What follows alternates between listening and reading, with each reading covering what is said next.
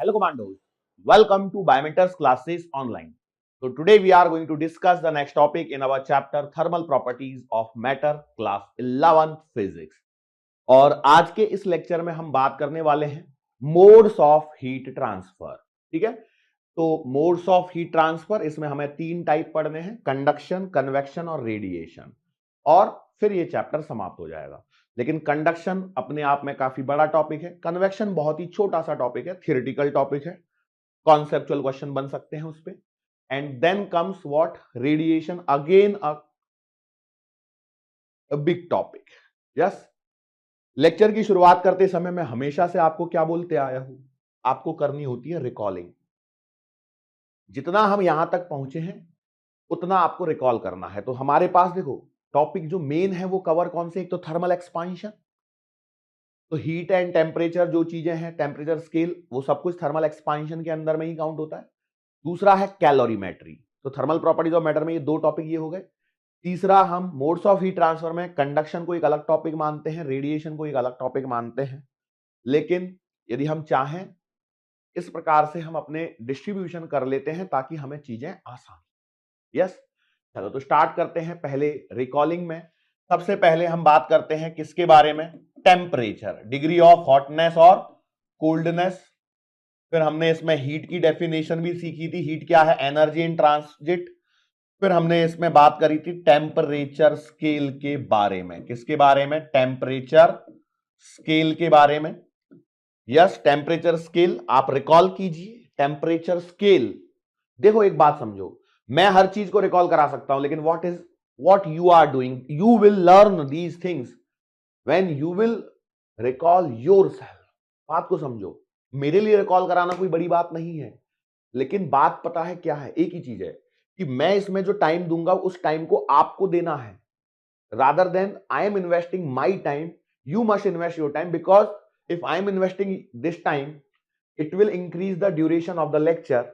And बहुत ज्यादा lecture की ड्यूरेशन बड़ी होने से आपको भी फर्क पड़ता है, आपकी अंडरस्टैंडिंग लेवल भी थोड़ी देर के बाद में धीरे धीरे से कम होने लगती है। 1 घंटे तक लेक्चर चलता है तो आपको भी कोई दिक्कत नहीं होती है, लेकिन 1 घंटे के बाद में जब लेक्चर और आगे बढ़ रहा होता है तो आपका थोड़ा सा समझने का जो इंटेंशन है वो थोड़ा सा कम होता है, थोड़ी सी बोरियत भी होने लगती है, क्योंकि कई बार टीचिंग मोनोटोनस हो जाती है, क्योंकि हमारा ध्यान जो है मेनली कॉन्सेप्ट पर होता है, और साथ में हमारे सामने होता है एक कैमरा जिसे हम फेस कर रहे हैं और उसे हम देख रहे हैं, और वही हमारा स्टूडेंट है।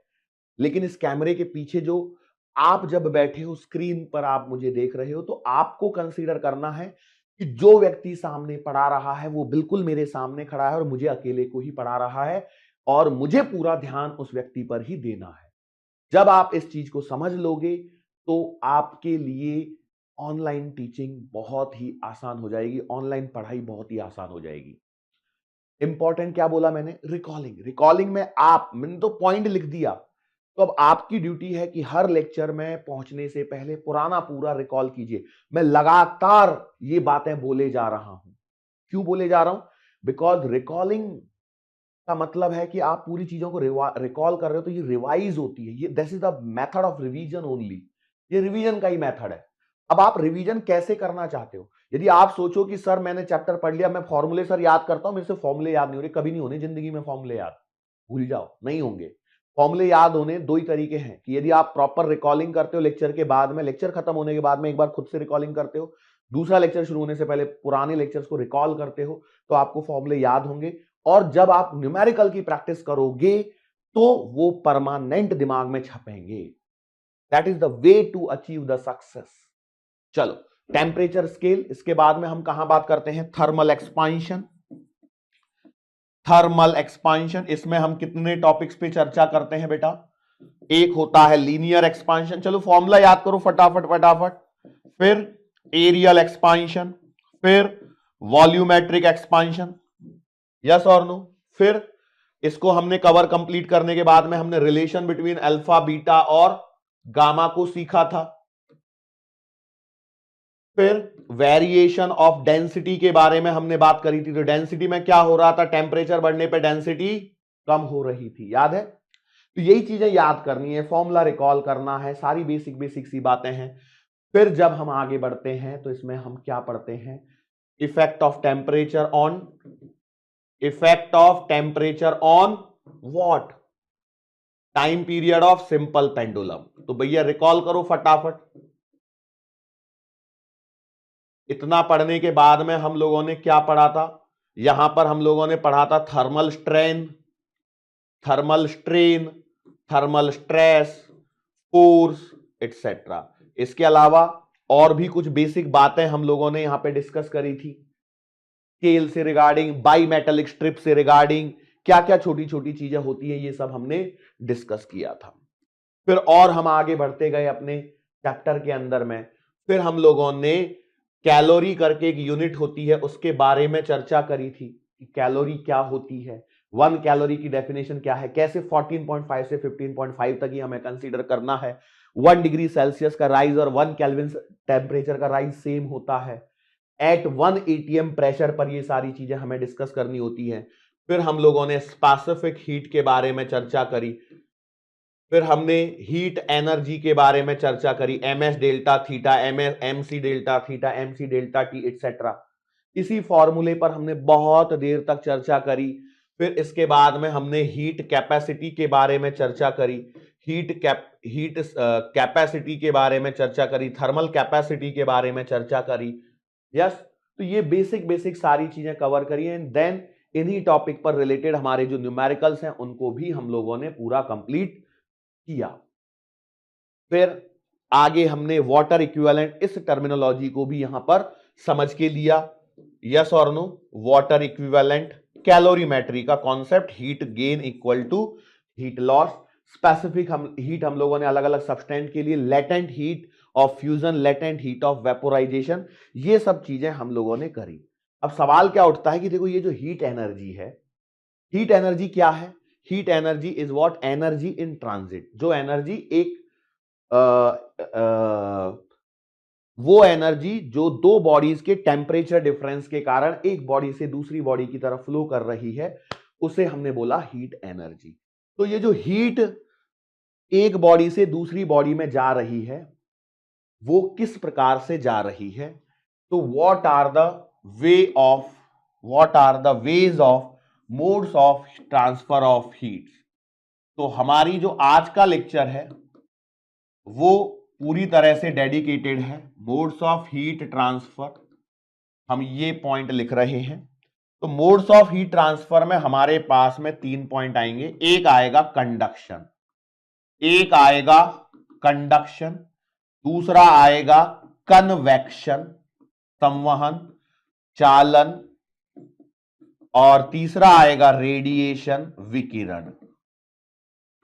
हिंदी मीडियम, ये है आपका चालन, ये है आपका संवहन, और ये है आपका विकिरण। ठीक है, ये मैंने बेसिक आइडिया दिया कि भैया हीट जो ट्रांसफर हो रही है तो वो एक बॉडी से दूसरी बॉडी तक किस प्रकार पहुंची, there must be some way, there must be some mode of transfer of heat, कैसे हो रही है। तो हमारे पास में एक पॉइंट से एक बॉडी से दूसरी बॉडी तक हीट पहुंचने के 3 तरीके हैं। कितने तरीके हैं, 3 तरीके हैं, कंडक्शन, कन्वेक्शन और रेडिएशन, जिसमें हमारा जो आज का लेक्चर है ये पूरी तरह से डेडिकेटेड है कंडक्शन के लिए। ठीक है, कंडक्शन अपने आप में काफी बड़ा टॉपिक है, तो हम सबसे पहले हेडिंग डाल रहे हैं कंडक्शन। ठीक है, क्या हेडिंग डाल रहे हैं, कंडक्शन अपनी हेडिंग है। अब आप में से कई लोग चाहते होंगे कि पहले सर मैं कंडक्शन, कन्वेक्शन और रेडिएशन को बेसिक आइडिया दे दूं, लेकिन मेरा मानना है कि भैया हम सीधा एक टॉपिक को उठाएंगे और उसी को पूरा कंप्लीट करेंगे। That will help you out a lot, no worries about it, डरने की आवश्यकता कतई नहीं है। हमने एक पॉइंट को उठा लिया कंडक्शन, इस पॉइंट को अब मुझे डिटेल में समझना है। अब कंडक्शन को समझाने के लिए मैं चाहता हूं कि हम एक एग्जाम्पल लें। देखो, एग्जाम्पल से चीजें आसान हो जाती हैं, एग्जाम्पल से चीजें क्या हो जाती हैं, आसान हो जाती हैं। एक एक्टिविटी की हम पहले बात कर लेते हैं, एक क्या करते हैं, एक्टिविटी की हम बात करते हैं। कैसी एक्टिविटी, जैसे यहां पे कुछ लकड़ियां पड़ी हैं और ये इसमें से आग निकल रही है, ठीक है, ये क्या है, फ्लेम है, आग निकल रही है, आग जल रही है। अब हम क्या करते हैं, एक ले लेते हैं स्टील की रॉड ले लेते हैं, क्या ले लेते हैं, स्टील की रॉड ले लेते हैं और इसको इसके अंदर में ऐसे डाल देते हैं और इसे हमने यहां पर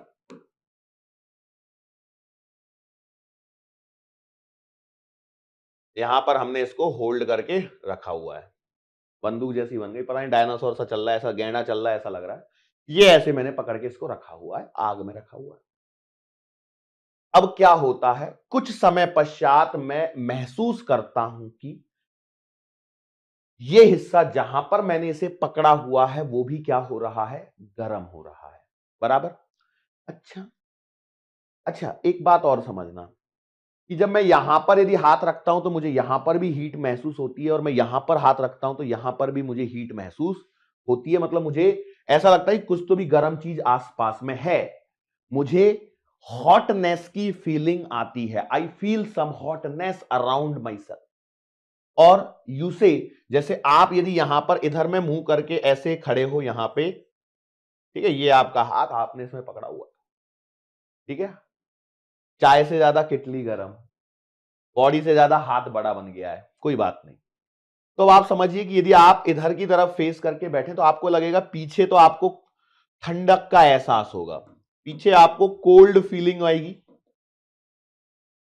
और आगे आपको हॉट फीलिंग आएगी, आएगी या नहीं आएगी।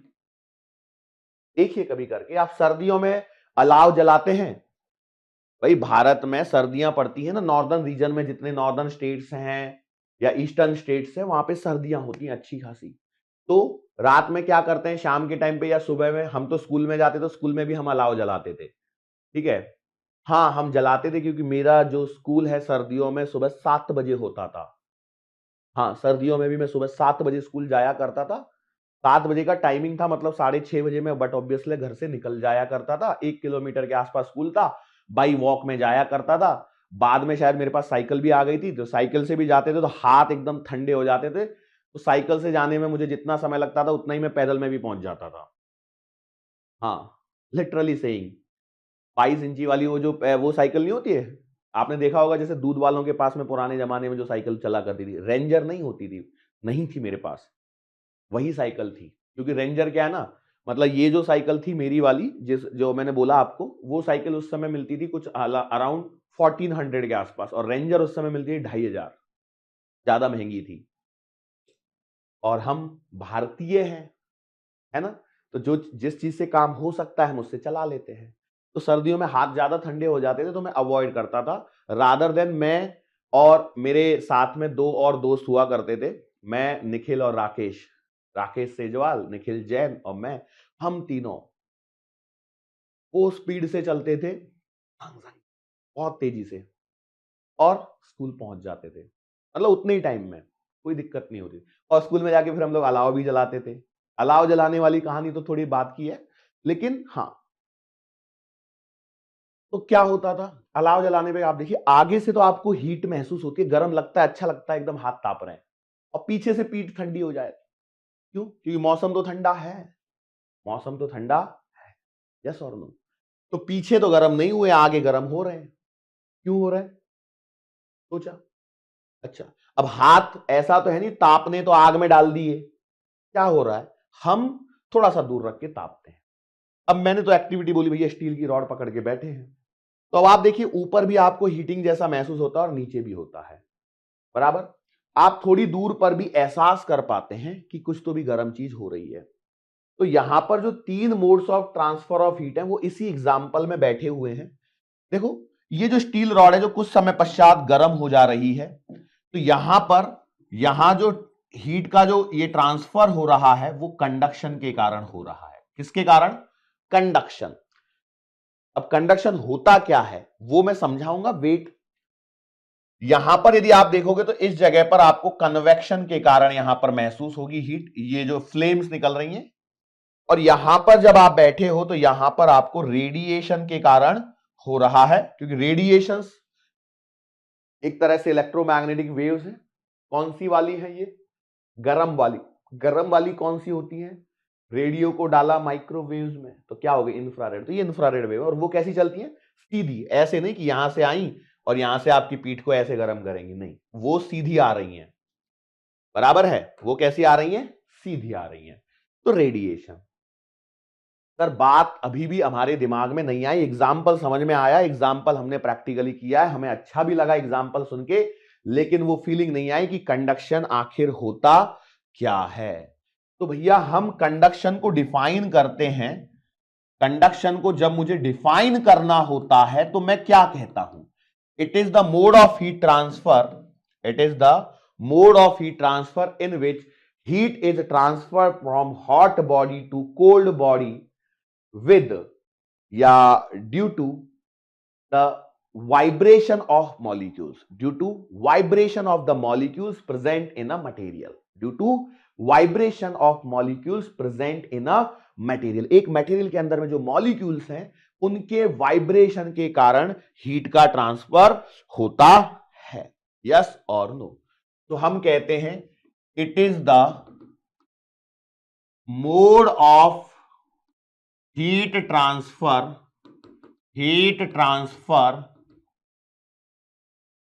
which takes place in solids from hot body, hot body मतलब body at higher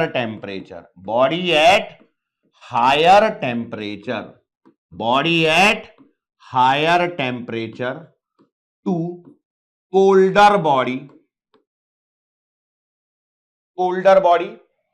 जो बॉडी है एट लोअर टेम्परेचर, वो बॉडी जो लो टेम्परेचर पर है।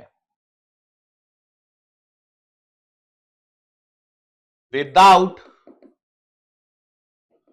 actual motion of molecules present in material,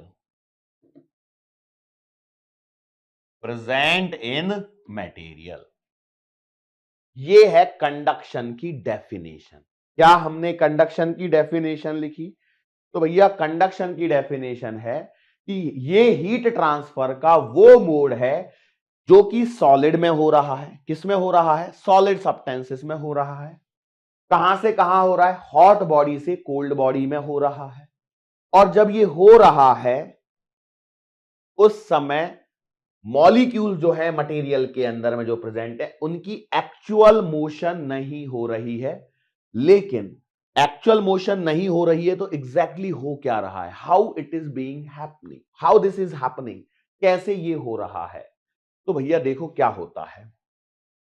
हम जानते हैं एक बात, एवरी बॉडी, मैंने एक बात आपको सिखाई हुई है, every body at temperature above 0 kelvin, यदि कोई बॉडी जिसका टेम्परेचर 0 केल्विन से क्या है? ज्यादा है, इसके अंदर में क्या होता है? मॉलिक्यूल्स जो होते हैं vibrate about their mean position,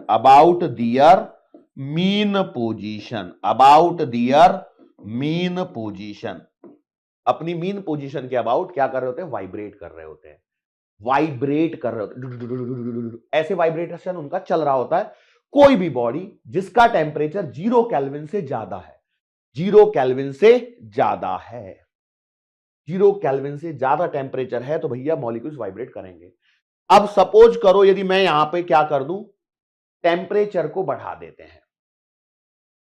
यदि हम टेम्परेचर को बढ़ाते हैं, इफ टेम्परेचर इज इंक्रीज, यदि हमने टेम्परेचर को बढ़ाया तो क्या होता है? टेम्परेचर को बढ़ाने से मॉलिक्यूल्स को मिलती है energy, molecule gets energy and vibrate with high amplitude. देखो अभी भी उनमें वाइब्रेशन ही हो रहा है, लेकिन उनका एम्पलीट्यूड बढ़ जा रहा है, एम्पलीट्यूड मतलब आयाम उनका बढ़ जा रहा है। मतलब जैसे मान के चलो यहां पर है एक मॉलिक्यूल, टिक टिक, ऐसे मॉलिक्यूल्स क्या कर रहे हैं, वाइब्रेशन, लेकिन एनर्जी मिलेगी तो टू टू टू टू, लंबा हो गया वाइब्रेशन। अच्छा, तो जब ये एम्पलीट्यूड बढ़ा हुआ है तो हाई एम्पलीट्यूड मतलब high amplitude means high energy of vibration, जो वाइब्रेशन की एनर्जी है वो क्या हो गई, ज्यादा हो गई। एनर्जी ऑफ वाइब्रेशन क्या हो गई, ज्यादा हो गई। अब ये क्या करते हैं, हाई एनर्जी ऑफ वाइब्रेशन आने के कारण दे कोलाइड विद नियर बाई या कहो एडजासेंट मॉलिक्यूल्स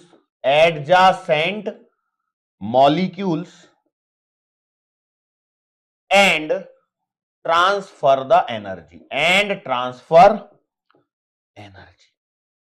कर देते हैं एनर्जी को।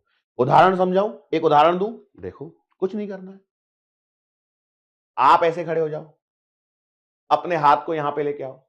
Now provide some kinetic energy to your right hand, what will happen, kinetic energy आ गई। तो काइनेटिक एनर्जी आने के कारण ये हाथ क्या करेगा, इसका कुछ मास है, इसको कुछ वेलोसिटी मिलेगी, इसको कुछ मोमेंटम आ जाएगा इसके पास में, बराबर। अब काइनेटिक एनर्जी प्रोवाइड कर दी मतलब हाथ के पास आ गया मोमेंटम, एंड इसको जाने दो, तो ये जाएगा तो कहां जाके टकराएगा, यहां जाके टकराएगा। अब जैसे ही ये यहां पे टकराएगा तो भैया क्या हुआ, ये हाथ क्या लेके निकला था, ये हाथ लेके निकला था काइनेटिक एनर्जी। अब जैसे इसने काइनेटिक एनर्जी लेके चला, यहां पे इससे क्या हो गया, कोलिजन, टक्कर हो गई। अब जैसे ही टक्कर होगी तो क्या होगा, इस हाथ के पास में जो काइनेटिक एनर्जी है वो ट्रांसफर हो जाएगी गाल पे, होगी कि नहीं होगी। फिर आप दूसरे गाल से टच करके देखना, आपको एहसास हो जाएगा कि भैया हीट का ट्रांसफर हुआ या नहीं हुआ, हीट आई कि नहीं आई। गाल पे टेम्परेचर मेजर करके देखना, आपको बढ़ा हुआ मिलेगा। तो मैं एक बार फिर से बताता हूं क्या हुआ। आपको करना क्या है, just provide some kinetic energy to your right hand so that it can attain some momentum और some velocity. By this momentum just allow this right hand to collide with the cheek, and as the collision happens, after that collision the kinetic energy of hand will be transferred to your cheek, so that this kinetic energy will be available in the form of heat energy at your cheek, and you will realize that the temperature of your cheek has been increased by some amount. बस इतना सा करना, बस इतना सा ही आपको करना है। अच्छा सर पिटवा रहे हो आप हमें, हां तो ये समझ में आया। तो अब कहानी को समझते हैं कि भैया देखो ये ऐसे, ये ऐसे। अब क्या है, देखो मैं मॉलिक्यूल्स को बना रहा हूं काफी दूर दूर, पहले ये मॉलिक्यूल्स हैं, ठीक है। तो अब ये वाला मॉलिक्यूल इतना, ये इतना, ये इतना, ये इतना, ये इतना, ये इतना, ये इतना, ये इतना, ये क्या कर रहा है, ये एस एस जो बनाया ना वो क्या है कि भैया ये मॉलिक्यूल्स पहले इधर गया, फिर इधर आया, फिर इधर आया। तो मैं बार बार ऐसे थोड़ी बनाऊंगा, तो मैंने इसको ऐसे ऐसे ऐसे बना दिया, ठीक है। ये इनिशियल है, ये कौन सी कंडीशन है, इनिशियल कंडीशन आपके पास में है। अब आपने क्या कराया, टेम्परेचर को इंक्रीज किया, तो फाइनल कंडीशन में क्या होगा कि ये फिर ये वाला जो है ये भी क्या कर रहा होगा, दूसरा मॉलिक्यूल भी ये कर रहा होगा, फिर तीसरा वाला भी कर रहा होगा, टेंग टेंग टेंग। तो अब क्या हुआ, देखो ये वाला जो पहला वाला मॉलिक्यूल था उसने दूसरे वाले मॉलिक्यूल के साथ में क्या की, यहां पर हो गई क्या, कोलिजन हो गई, टक्कर हो गई। और इस टक्कर के फलस्वरूप, इस टक्कर के कारण क्या हुआ कि first molecule transfers what, kinetic energy to second molecule and so on. Second वाला क्या करेगा, सेकेंड वाला थर्ड वाले को करेगा एंड सो ऑन। तो इस प्रकार से यहां से इस जगह पर यदि आपने आग जला रखी है, ये आग जल रही है, तो भैया यहां पर टेम्परेचर बढ़ा हुआ मिल जाएगा। समझ में आ गया। कंडक्शन क्या है, फीलिंग आ गई। कंडक्शन की फीलिंग आने के बाद में अब कंडक्शन जो हो रहा है ये कैसे हो रहा है, बस मैंने ये यहां पर समझा दिया कि भैया हां ऐसे समझ में आ गया। लेकिन अब ये जो कंडक्शन हो रहा है इसके थ्रू क्या चल रही है, हीट चल रही है। बिकॉज हीट क्या है, heat is the energy in transit. तो मुझे समझ में तो आ गया कि भैया देखो एनर्जी यहां से चलना स्टार्ट हुई और यहां तक पहुंची है। तो ये जो एनर्जी का ट्रांसफर हो रहा है, हीट एनर्जी का जो ट्रांसफर हो रहा है, इसमें कुछ पॉइंट आ जाते हैं जो हमारे लिए इंपॉर्टेंट बन जाते हैं। तो हम उन्हीं के बारे में कुछ बात करते हैं। पहले some important points, some important points about conduction. Okay, तो भैया देखो सबसे पहली बात, conduction occurs, conduction occurs, conduction मतलब क्या है, फ्लो ऑफ हीट है। कंडक्शन का मतलब क्या है, फ्लो ऑफ हीट ही है। तो मैं सीधा लिख देता हूं, conduction occurs from hot body to low, hot body to cold body, hot body to cold body.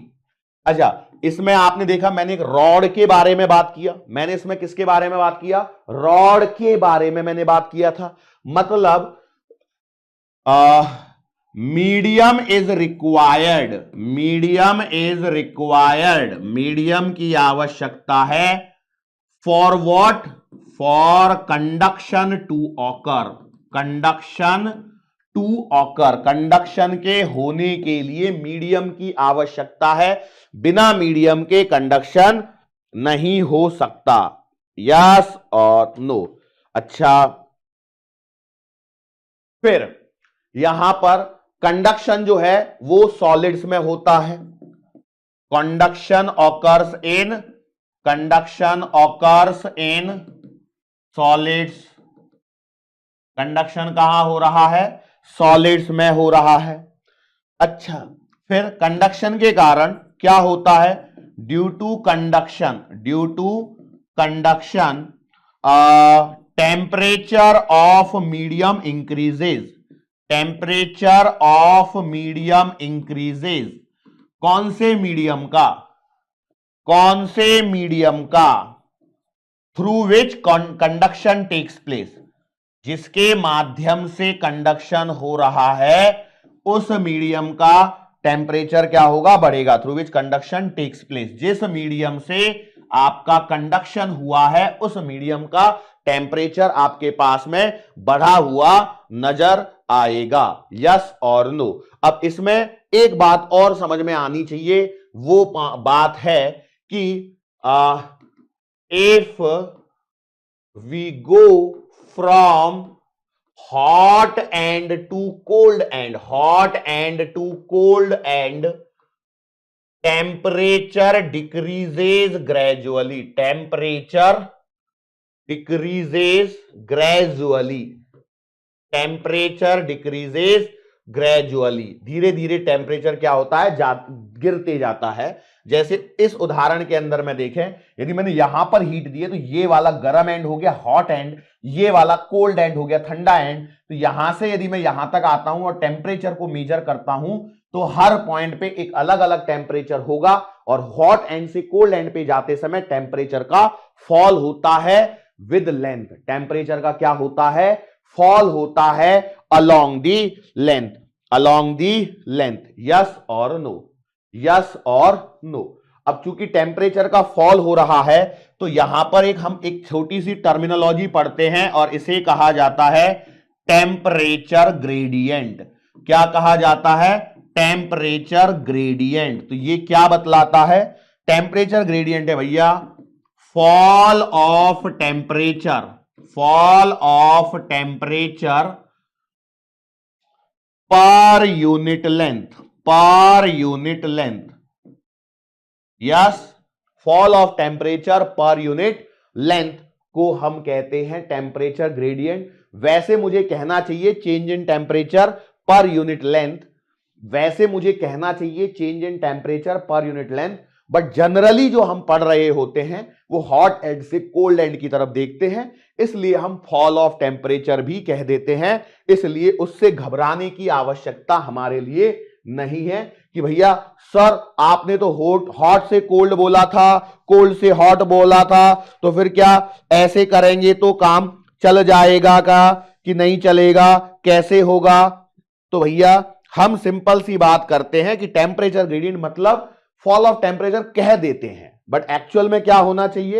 Actual में क्या होना चाहिए? एक्चुअल में फॉल ऑफ टेम्परेचर नहीं होना चाहिए, एक्चुअल में होना चाहिए चेंज इन टेम्परेचर। एक्चुअल में क्या होना चाहिए? Change in temperature. लेकिन हम कहते समय क्या कहते हैं?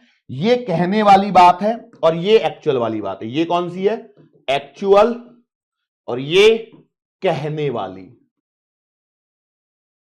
तो मैं दोनों को बता रहा हूं, मतलब कहीं ऐसा नहीं हो कि तुम्हारे दिमाग में कुछ और ही आ जाए कि सर ये वाली चीज आपने नहीं बताई, बट अमूमन हम ऐसा करते हैं, अमूमन हम ऐसा करते हैं। तो टेम्परेचर ग्रेडियंट तो ये आएगा, जैसे मान लो इस पे भी मैं सवाल करवा सकता हूं। क्या बात कर रहे हो सर? हाँ, इस पे भी सवाल बन सकता है। ओ सर कैसे होगा?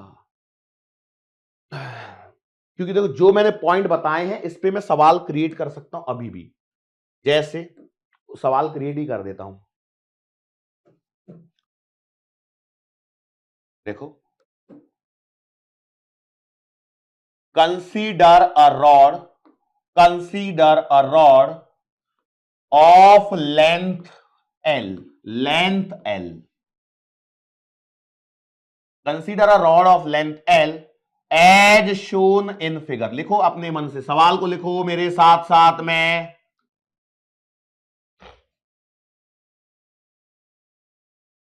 Consider a rod of length L as shown in figure situated at different temperatures, situated at different temperatures, different temperatures, okay. यहां लिख के दिया गया है T1 ग्रेटर देन है T2, ठीक है, और बोला गया है also graph for, also graph for variation of temperature, variation of temperature is shown, temperature is shown, temperature is shown, find temperature T, find temperature T from hot and at distance x, at distance x। तो भैया देखो यहां पर ऐसे दिया गया है, ये है एक रॉड, यहां पर बोला है T1, यहां पर बोला है T2। अच्छा, मैंने यहां पे T1 greater than T2 direct दे दिया। अच्छा, मैंने पहले सवाल अलग तरीके से सोचा था, बाद में मैंने ग्राफ दे दिया हूं, चलो कोई बात नहीं। ग्राफ में ऐसे दिया गया है, ये बोला गया है टेम्परेचर, यहां पर बोला गया है कि भैया देखो ये T1 और T2 हो गए, यहां से x दूरी पर ये एक पॉइंट है, यहां पर टेम्परेचर T लिखा गया है बस, और एक आपको ग्राफ दे दिया गया है, और ग्राफ कैसे दिया गया है, ये एक पॉइंट है, और थोड़ा सा इसको बड़ा बनाना पड़ेगा क्योंकि मेरी रॉड ज्यादा बड़ी है, ये, और ये यहां पर ग्राफ दिया गया है T2, बस इतना दिया गया है। तो ये आपको करना है, बताओ इस पॉइंट का टेम्परेचर है T1, इसका T2 है, ये स्ट्रेट लाइन है, थोड़ी सी टेढ़ी बन रही है, कोई बात नहीं, चलो टी आपको बताना है, आपको क्या करना है, आपको बतलाना है इस टी की वैल्यू को। चलो भैया कितना लोग कर सकते हैं ये मुझे बताइए। सर कैसे करेंगे, कैसे करेंगे? दिमाग लगाओ। देखो आपके पास में दिया क्या है, आपके पास में टेम्परेचर वर्सेस डिस्टेंस का ग्राफ दिया गया है। आपको बोला गया है ये है टेम्परेचर और ये है आपके पास में डिस्टेंस, बोला बराबर है, बिल्कुल। यहां बोला गया है पॉइंट है T1, यहां बोला गया है पॉइंट है T2, ये 0 और ये L, यहां पे मैं शायद लिखा नहीं हूं तो ये लिख देता हूं L, ये है 0, ठीक है, ये है 0, ये है। तो यदि मैं देखूं तो मुझे कहीं इस जगह पर वैल्यू चाहिए, x पर t आपको निकालना है। आपको ये T1 भी दिया है और ये T2 भी दिया है, बराबर यही है ना, ये x और ये t मैंने खुद से लिखा है, बराबर यही है। x पर ये t आपको बताना है। तो भैया देखो मैं सिंपल सा कॉन्सेप्ट लगाता हूं, y बराबर mx प्लस का c। अच्छा, y बराबर mx प्लस का c, तो m क्या है, x क्या है, ये क्या है, बस इसको आइडेंटिफाई कर लो, आपका आंसर आ जाएगा, आपका आंसर आ जाएगा। तो भैया देखो x वेरिएबल है, मतलब लेंथ से रिलेट कर रहा है, y टेम्परेचर को रिलेट कर रहा है, ये भी वेरिएबल है, यस और नो। तो मैं लिखूंगा x का मतलब तो डिस्टेंस, तो देखो x को मैं वेरी कर रहा हूं, मैं कहीं पे भी बना सकता हूं, तो x जगह तो x आ जाएगा, y की जगह कैपिटल T आ जाए, क्योंकि वो मुझे पता करना है। अब बस प्रॉब्लम क्या है, c, तो भैया c y इंटरसेप्ट होता है तो ये T1 आ जाएगा। अरे वाह सर, बस प्रॉब्लम क्या है, m क्या होता है, स्लोप, m क्या होता है, स्लोप। तो भैया स्लोप कैसे निकालें, तो भैया इस पॉइंट के कोऑर्डिनेट कितने आएंगे, L, T2, और इस पॉइंट के कोऑर्डिनेट आएंगे 0, T1। तो यहां से मैं स्लोप निकालूंगा, तो स्लोप होता है y2 minus y1 upon x2 minus x1, तो ये आएगा T2 minus T1 upon L minus 0। C की वैल्यू क्या आएगी, या मैं इसे लिख दूंगा T2 minus T1 upon L, बराबर यस और नो। C कितना आएगा, C आएगा आपके पास में T1। बस अब यहां पे एक बात ध्यान रखिए, मैं वैल्यूज को पुट करता हूं, तो therefore T बराबर आएगा T2 minus T1 upon L plus का T1, x एक चीज रह गई, x प्लस का T1, बस। लेकिन अब आप यहां पर ध्यान दीजिए, क्या T2 बड़ा है या छोटा है, T1 बड़ा है या छोटा है, तो आप कहेंगे सर जी T1 बड़ा है। अच्छा, तो एक काम करते हैं हम, इसमें माइनस यदि मैं कॉमन निकाल लूं तो क्या मैं इसे लिख सकता हूं, T बराबर minus T1 minus T2 upon L और इंटू x प्लस का T1, बोलो बिल्कुल। तो यहां से देख लीजिए, इट एम्प्लाइज T बराबर आएगा T1 minus T2 upon L into x, that's it. पहला सवाल मैं इंपॉर्टेंट पॉइंट बताते बताते ही आपके सामने बना दिया, सर बना दिया, तो और क्या करूं। अब देखो क्या होता है, कई बार सवाल सोचते समय थोड़ा टाइम लग जाता है, जैसे मैंने अभी सोचा, पहले मैंने सोचा कि T1 और T2 मैं दूंगा करके T1 ग्रेटर देन T2, लेकिन बाद में मुझे रियलाइज हुआ कि मैं ग्राफ दे देता हूं, तो मैंने ग्राफ डाल दिया। तो ये मैंने ग्राफ दिया है, देखो ये रॉड T1 है, यहां पे रखा है, ये T2 है, ये L लेंथ पे है, तो ये सब चीजें मैंने दे दी। तो अब आपको T निकालना, तो अब देखो इस पे यदि मैं आपसे कोई भी सवाल पूछूं तो क्या आप कर पाओगे, कर पाओगे कि नहीं कर पाओगे। मतलब ये मैंने आपके लिए एक तरह से फॉर्मूला बना के दे दिया, एक तरह से आप ये मान सकते हैं, T1 से x दूरी पर एक रॉड जिसकी लेंथ L है, x दूरी पर यदि आपको टेम्परेचर निकालना है, तो क्या आप बता सकते हो इसकी मदद से या नहीं बता सकते। अरे हां sir, this can act as a formula for you. पहला फॉर्मूला, नई हेडिंग चालू होते ही, अभी तक तो हमने पढ़ना स्टार्ट भी नहीं किया, ये बन गया अपने आप।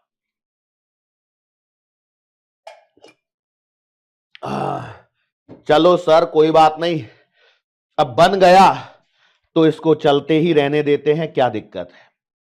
ओके, अब इस एग्जाम्पल की मदद से जो मैं आपको चीजें बतलाना चाहता था वो आपके सामने आ ही रही है, लेकिन इससे पहले मैं क्या करता हूं, कुछ और बातें कर, वो क्या है, इसको देखिए फिर से ध्यान से। यहां पर टेम्परेचर T1 है, यहां पर टेम्परेचर T2 है, दोनों एंड्स के बीच में टेम्परेचर का डिफरेंस है। क्या यहां पर इस एंड से इस एंड की तरफ हीट का फ्लो हो रहा होगा? यस और नो? आप बोलेंगे सर हां हो तो रहा होगा, और हम जानते हैं कि हॉट एंड से कोल्ड एंड की तरफ एनर्जी का फ्लो होगा, जिसे हम हीट एनर्जी कह रहे हैं, इसमें कोई दिक्कत है ही नहीं। अब उस हीट एनर्जी को मुझे यहां पर समझना है कि भैया ये किन किन फैक्टर्स पे डिपेंड कर सकती है। सोचो और मुझे बताओ कि किन किन फैक्टर्स पे ये हीट एनर्जी डिपेंड कर सकती है। किन किन फैक्टर्स पे? सोचना और बोलना। खुद सोचो कि if heat is flowing from high temperature body to low temperature body, then the factors which can affect what? Flow of heat, वो मुझे आपको बताने हैं, आपको मुझे बताने हैं। सर बोलो, मैं पूछ रहा हूं, जैसे मानो क्लास में है, मैंने बोला कि भैया if two ends of a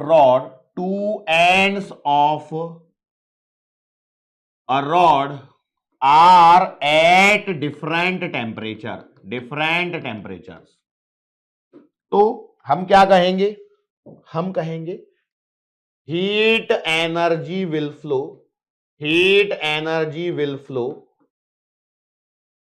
from high temperature to lower temperature end. क्या ये बात सही है? बिल्कुल सही बात है। तो वो फैक्टर्स आपको बताने हैं जिन पे ये डिपेंड करेगा। तो हमने बोला कि देखो कुछ एक्टिविटीज की मदद से हम समझते हैं।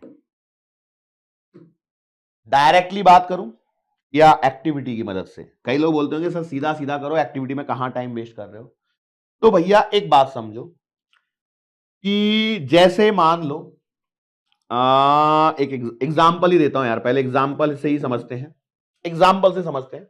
एक छोटी रॉड है और एक बड़ी रॉड है, ठीक है? तो किसमें एनर्जी कम समय में आएगी और किसमें एनर्जी कौन जल्दी गर्म होगी और कौन ठंडी गर्म देर से गर्म होगी? मतलब यह है कि एक रॉड ये है और एक रॉड मेरे पास में ये है, ये दो रॉड हैं। अब दोनों यदि सेम टेम्परेचर पे, दोनों का टेम्परेचर क्या है? T1 ही है, और इसका भी T2 है और इसका भी T2 है। तो हीट एनर्जी यहां से यहां तक किस में पहले पहुंचेगी और किस में बाद में पहुंचेगी? मतलब जो इक्विलिब्रियम लाने की कोशिश होगी वो कहां पे जल्दी होगी और कहां पे देर से होगी? सर इसमें छोटी है तो ये जल्दी गर्म हो जाएगी यहां तक, यस और नो? मतलब यहां से भी लगातार हीट किया जाए, मैं ये बोलूं कि यहां से लगातार हीट किया जाए और मैं इसे पकड़ के बैठूं, ये दोनों T2 को तो हटा ही देता हूं, मान लो यदि मैंने इस T2 को थोड़ी देर के लिए हटा दिया और मैं बोलूं कि इसको पकड़ के रखा, इसको पकड़ के रखा, कौन जल्दी गर्म होगी? तो आप बोलोगे छोटी वाली। छोटी वाली क्या होगी? जल्दी गर्म होगी। छोटी वाली जल्दी गर्म होगी और लंबी वाली देर से गर्म होगी। अब यहां पे जो हमने फैक्टर को पकड़ा है वो पकड़ा है टाइम का। किसको पकड़ा है? टाइम का। अब टाइम यदि लग रहा है इस हिसाब से, तो मेरे पास में टाइम के बेसिस पर मैं कह सकता हूं कि जो टाइम है, लेस टाइम लगेगा इसमें, इसमें लगेगा लेस टाइम और इसमें लगेगा मोर टाइम। आपने बोला हां, किसके लिए? टू हीट अप, बराबर है। गर्म होने में इसमें ज्यादा और इसमें कम लगेगा। अच्छा अब सोचो, यदि मैं एक को बना दूं पतला और एक को बना दूं मोटा, एक को बना दूं पतला और एक को बना दूं मोटा, जैसे एक है ये मोटी वाली और एक है ये पतली वाली, ठीक है? और दोनों की दोनों है सेम लेंथ की और दोनों सेम टेम्परेचर पर हैं, तो मुझे बताओ कौन जल्दी गर्म होगी? मोटी वाली या पतली वाली? कौन जल्दी गर्म होगी? ये वाली या ये वाली? किसमें ज्यादा टाइम लगेगा? सर हम कैसे बता दें सर? यही तो खेल है ना। जब तक आप इन चीजों को पकड़ोगे नहीं तब तक दिक्कत होगी। तो आप पाओगे मोटी वाली जो है उसमें कम टाइम लगेगा, वो जल्दी गर्म हो जाएगी। हाँ। और इसमें ज्यादा टाइम लगेगा हीट होने में। अच्छा, बिल्कुल। तीसरी चीज एक और मैं बात करता हूं ये है सेम मोटी सेम लंबाई, लेकिन एक रॉड है अलग और एक रॉड है अलग, ठीक है। मैंने क्या बोला, इन दोनों का टेम्परेचर है T1, लेकिन ये है मान लो वुडन की और ये है मान लेते हैं स्टील की, ये है मान लेते हैं स्टील की। तो अब बताओ मुझे किस में ज्यादा टाइम लगेगा गर्म होने में। तो आप कहोगे मोर टाइम, लकड़ी वाली देर से गर्म होगी, ये वाली कम समय में गर्म होगी। तो मैंने बोला हां, लेकिन यहां पे देखो तीनों ही उदाहरणों में आप टाइम को तो रिलेट कर पा रहे हो लेकिन एनर्जी को नहीं कर पा रहे हो। तो हमने क्या किया, इसके लिए ये जो परेशानी हो रही थी इससे बचने के लिए हमने एक नई टर्मिनोलॉजी का प्रयोग किया जिसे कहा जाता है हीट करंट। अरे तेरी, हीट करंट। सर ये कौन सी टर्मिनोलॉजी है? हां, हीट करंट। अब सर ये हीट करंट होता क्या है? तो भैया जी rate of flow of heat, rate of flow of heat is called as heat current, is called as heat current. अब मेरा काम थोड़ा सा आसान हो गया। क्यों आसान हो गया? क्योंकि देखो मैं टाइम को रिलेट कर पा रहा था, टाइम बता पा रहा था, लेकिन मैं हीट एनर्जी नहीं बता पा रहा था, किसमें ज्यादा हो रही है किसमें कम हो रही है। तो हमने क्या कर दिया, चीजों को आसान बनाने के लिए एक टर्मिनोलॉजी डिफाइन कर दी, इसका नाम दे दिया हीट करंट। और हीट करंट क्या है? Rate of flow of heat, rate of flow of heat, इसे हमने हीट करंट के नाम से बना दिया है। अब ये जो हीट करंट होता है इसके लिए जो हम जनरली सिंबल यूज करते हैं वो होता है H। क्या होता है? H। तो हीट करंट जो लिखा जाएगा, हीट करंट जो लिखा जाएगा वो कहलाएगा क्या? Heat energy per unit time, पर यूनिट टाइम। चूंकि हीट एनर्जी को हम Q से रिप्रेजेंट कर रहे हैं तो भैया Q/T जो है वो आपका हीट करंट कहलाएगा। क्या कहलाएगा? हीट करंट कहलाएगा। तो हीट करंट की जो यूनिट आएगी वो आएगी क्या? क्या आएगी? हीट की यूनिट जूल और ये सेकंड। तो जूल पर सेकंड मतलब क्या? ये एक तरह से वैट हो रहा है। क्या हो रहा है? वैट। जूल पर सेकंड क्या बन गया? वैट। तो वैट जो है वो पावर की यूनिट है आपके पास में, यदि आपने पढ़ा होगा work energy and power chapter में। लेकिन भैया वही हीट करंट के लिए भी यूज होती है। डायमेंशन सेम होंगे, किसके जैसे? पावर के जैसे। तो जो सवाल आते हैं ना पूरे आपके नीट में कभी कभी कि which of the following has same dimensions, तो यहां हीट करंट लिख दिया और यहां पे पावर लिख दिया, तो भैया दोनों के डायमेंशन सेम होंगे, यूनिट भी सेम होगी। यस, जूल पर सेकंड को वैट कहते हैं। हम क्या कहते हैं? वैट कहते हैं। और ये यहां पर एक इंपॉर्टेंट पॉइंट है। अब हमने क्या देखा कि चूंकि मैंने हीट करंट को डिफाइन किया rate of flow of heat, तो rate of flow of heat मतलब ये टाइम को रिलेट कर देता है। तो हम ये कहते हैं कि जो हमने प्रैक्टिकली ऑब्जर्व किया कि rate of flow of heat जो है उसकी जो कहानी है वो है डायरेक्टली प्रोपोर्शनल, डायरेक्टली प्रोपोर्शनल, इतना लिखूं क्या मैं? चलो, directly proportional to temperature difference, temperature difference के डायरेक्टली प्रोपोर्शनल हुई। फिर डायरेक्टली प्रोपोर्शनल, डायरेक्टली प्रोपोर्शनल हुई area of directly proportional to area of cross section, area of cross section. फिर इनवर्सली प्रोपोर्शनल हुई लेंथ की, इनवर्सली प्रोपोर्शनल हुई किसके? Length के। तो ये तीन चीजें मुझे मिल गई। तो मैंने बोला भैया क्या H जो कि है Q/T डायरेक्टली प्रोपोर्शनल आया T1 - T2,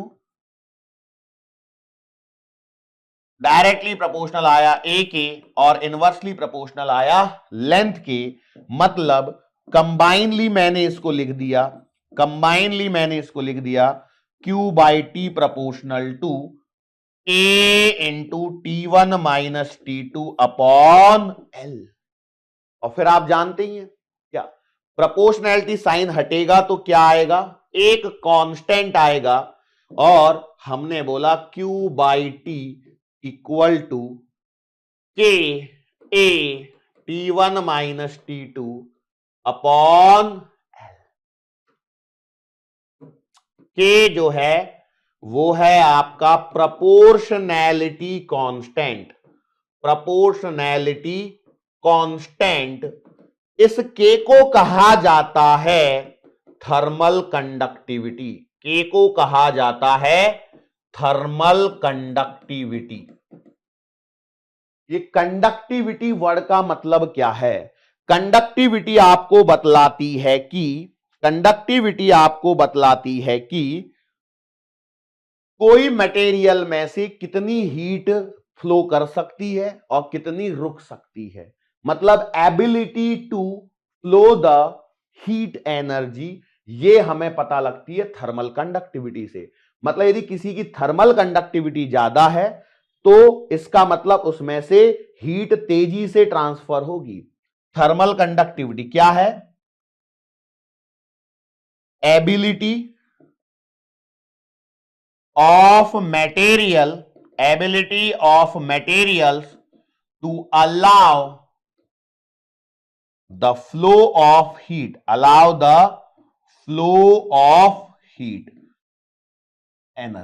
हीट एनर्जी को कितना फ्लो हो सकती है, कितना तेजी से फ्लो हो सकती है, वो थर्मल कंडक्टिविटी से हमें पता चलता है।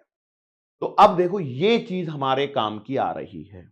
अच्छा सर, अब देखो इसको हम रिलेट करते हैं थोड़ा सा करंट इलेक्ट्रिसिटी से, लेकिन उससे पहले कुछ चीजें और मैं आपको समझाऊंगा, डोंट वरी। बट रिलेट करना क्यों जरूरी है, क्योंकि रिलेट कर देने से आपके पास में कुछ चीजों के बारे में आइडिया क्लियर हो जाएगा। वो देखो क्या है कि मैंने लिखा Q बाई टी बराबर आया था के A T1 minus T2 upon L। यहां पर देखिए ये है आपके पास में एक रॉड जिसकी लेंथ है L बराबर, ये जो एरिया है ये है आपका A, फिर यहां का टेम्परेचर T1 है, यहां का टेम्परेचर T2 है, तो T1 माइनस T2 की हमने बात कर ली। अच्छा, अब हम चलते हैं करंट इलेक्ट्रिसिटी की तरफ। मेरे पास में एक रजिस्टर है R, इसका पोटेंशियल है V1, इस पॉइंट का पोटेंशियल है V2, ठीक है। अब ये मैं जानता हूं कि R बराबर होता है रो L अपॉन A, या मैं लिख सकता हूं R बराबर L अपॉन सिग्मा A, लिख सकता हूं। दूसरी बात, यदि मैं बोलूं कि V1 ग्रेटर देन V2 है तो यहां से एक करंट फ्लो होगा I, और ये आएगा ये कितना आएगा V1 minus V2 upon R आएगा क्या। इतना बेसिक करंट इलेक्ट्रिसिटी आपको पता होगा, मैं ऐसा एक्सपेक्ट कर रहा हूं। Potential difference upon register, V बराबर IR ओम्स लॉ, लेकिन V क्या होता है, पोटेंशियल नहीं होता है, पोटेंशियल डिफरेंस होता है। तो पोटेंशियल डिफरेंस क्या आएगा, V1 minus V2। Current flows from higher potential to lower potential, तो V1 minus V2 upon R। अच्छा, R की वैल्यू यदि मैं यहां पर लिख देता हूं तो ये क्या बनेगा, तो ये बनेगा V1 minus V2 upon R की जगह लिखूंगा L डिवाइडेड बाई सिग्मा ए, ऐसा बनेगा क्या। मतलब क्या मैं लिख सकता हूं I बराबर सिग्मा ए V1 minus V2 upon L, लिख सकता हूं। अब जरा इधर आना, इस फॉर्मूले को देखना बेटा, ये क्या है Q बाई टी, इसे मैंने H जिसे माना है, ये क्या है K A T1 minus T2 upon L। सब चीजें एक जैसी दिख रही हैं, अरे दिख रही है क्या? यहां है V1 minus V2 potential difference, यहां है T1 minus T2 temperature difference. यहां ये जो रजिस्टर बना है उसका फॉर्मूला रो एल अपॉन ए होता है। रो क्या है? स्पेसिफिक रेजिस्टेंस, एल क्या है? लेंथ ऑफ कंडक्टर, ए क्या है? Area of cross section. इतना बेसिक हमें आता है, मैं ये अज्यूम कर रहा हूं, ठीक है।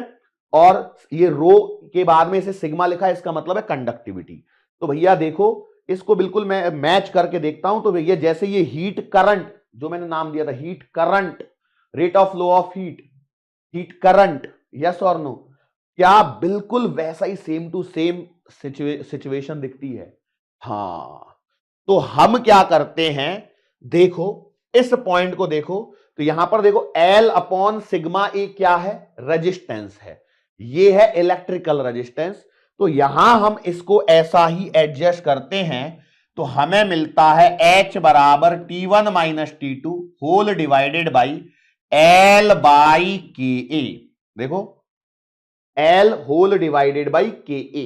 जैसे यहां पर आप देखिए I बराबर क्या था? V1 minus V2 whole divided by L divided by sigma A. Yes, बिल्कुल ऐसा बना दिया।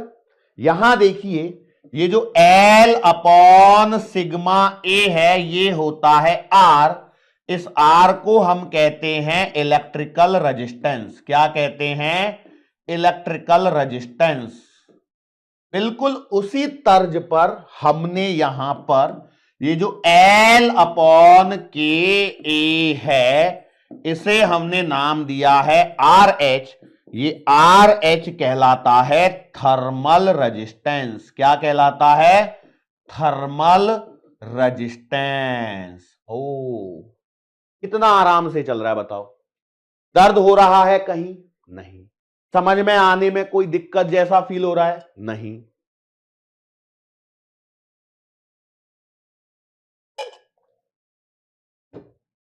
क्या समझ में आने में भैया कोई दिक्कत है क्या? नहीं ना, बस। तो डरने की कोई बात है ही नहीं, बिल्कुल इक्विवेलेंट। मतलब यह है कि थोड़ा सा यदि करंट इलेक्ट्रिसिटी हमें आता है तो इसमें समझने में हमें कोई दिक्कत नहीं होनी चाहिए, इसको समझने में कोई दिक्कत नहीं होनी चाहिए। अब यहां पर अब हमें जो चीजें पढ़ी है ना उसको थोड़ा सा इलेबोरेट करना है। और दूसरा पॉइंट जो मैं आपको बताने वाला हूं वो ये है कि आप जब रेजिस्टेंस पढ़ते हो तो क्या आप कॉम्बिनेशन ऑफ रेजिस्टेंस पढ़ते हो? सीरीज में लगाया, पैरेलल में लगाया, पढ़ते हो कि नहीं पढ़ते हो? उसके में उसमें से कितना करंट फ्लो हुआ ये भी पढ़ते हो कि नहीं पढ़ते हो? तो क्या ऐसे ही सवाल यहां पर भी बनेंगे? हां, यहां पर भी इसी वैरायटी के सवाल पूछे जाएंगे। लेकिन मेन फॉर्मूला आपके पास में ये है, इस पर भी डायरेक्टली सवाल पूछा जा सकता है। अब यहां पर हमें जो मेन चर्चा करनी है उसे वो है पहले थर्मल कंडक्टिविटी के बारे में, कि भैया के क्या है, थर्मल कंडक्टिविटी क्या है, उसको हम समझें। तो भैया अब हमने हेडिंग डाली छोटी सी, थर्मल कंडक्टिविटी।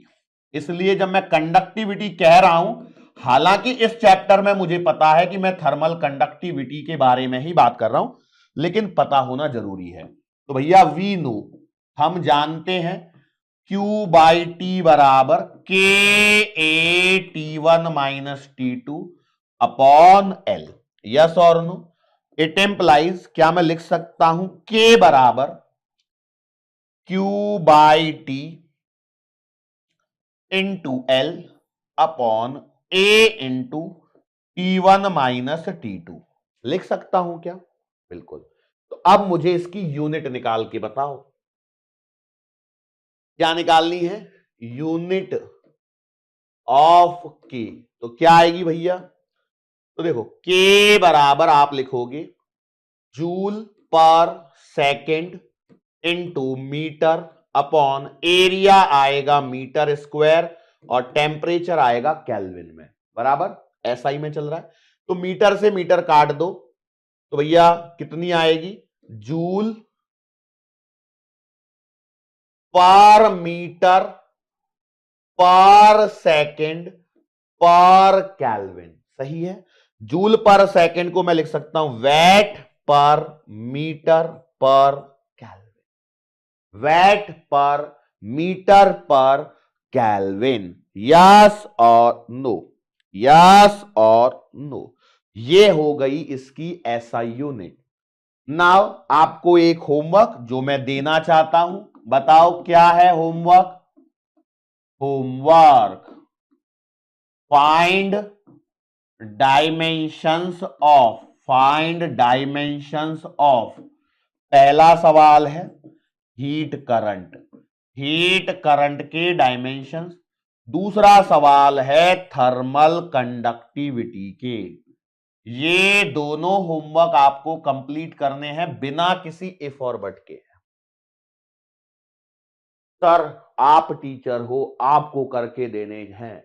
आप, मेरा जवाब सुन लो, आप स्टूडेंट हो, आपको पढ़ना है, आपको एक्स्ट्रा एफर्ट्स लगाने होंगे, बिल्कुल आपको ही लगाने होंगे। एग्जाम कौन देने जा रहा है, आप या मैं? आप। डॉक्टर कौन बनना चाहता है, आप या मैं? आप। यदि आप डॉक्टर बनना चाहते हैं, आपने ऐसा सपना देखा, और यदि उस सपने के लिए यदि आप एफर्ट्स नहीं कर सकते हैं तो आपका पढ़ना बेकार है बेटा।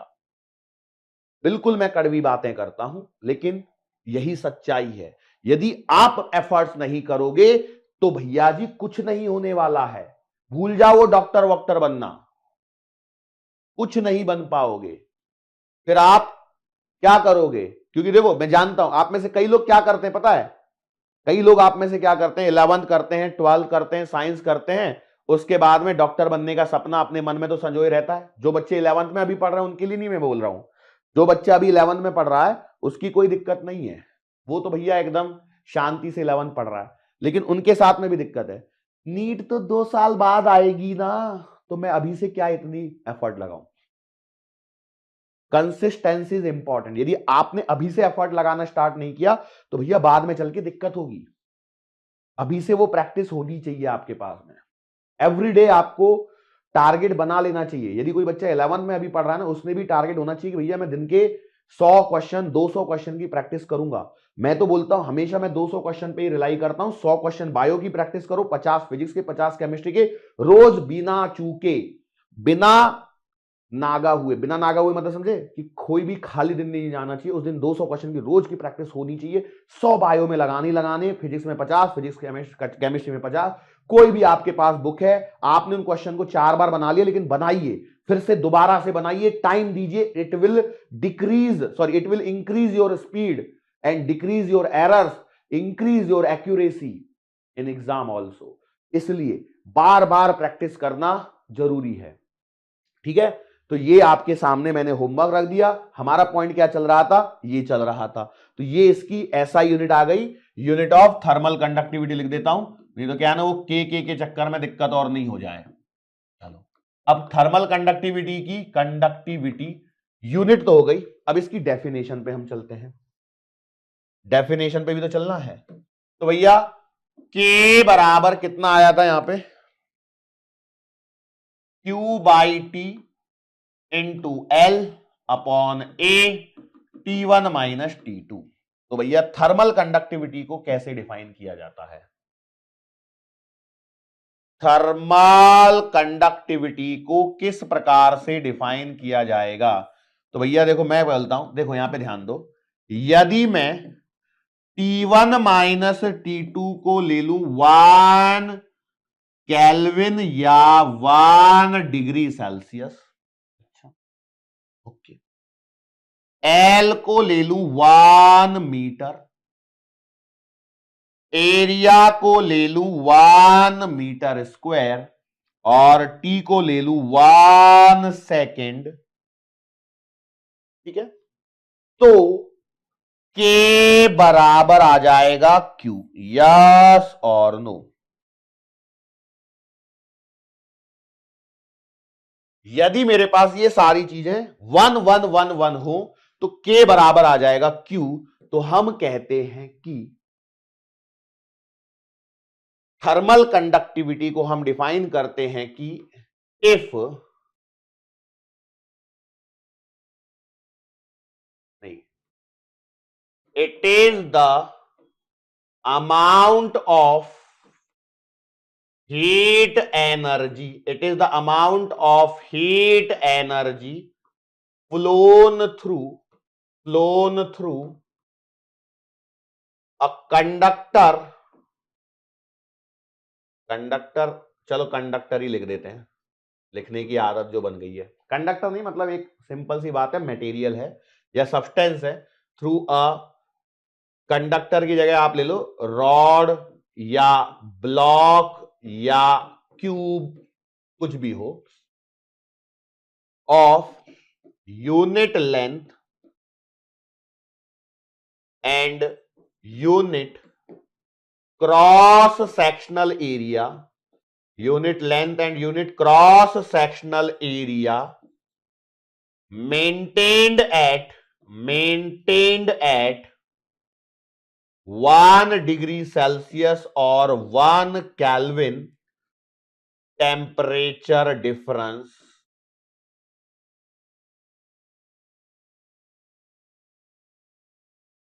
in 1 second।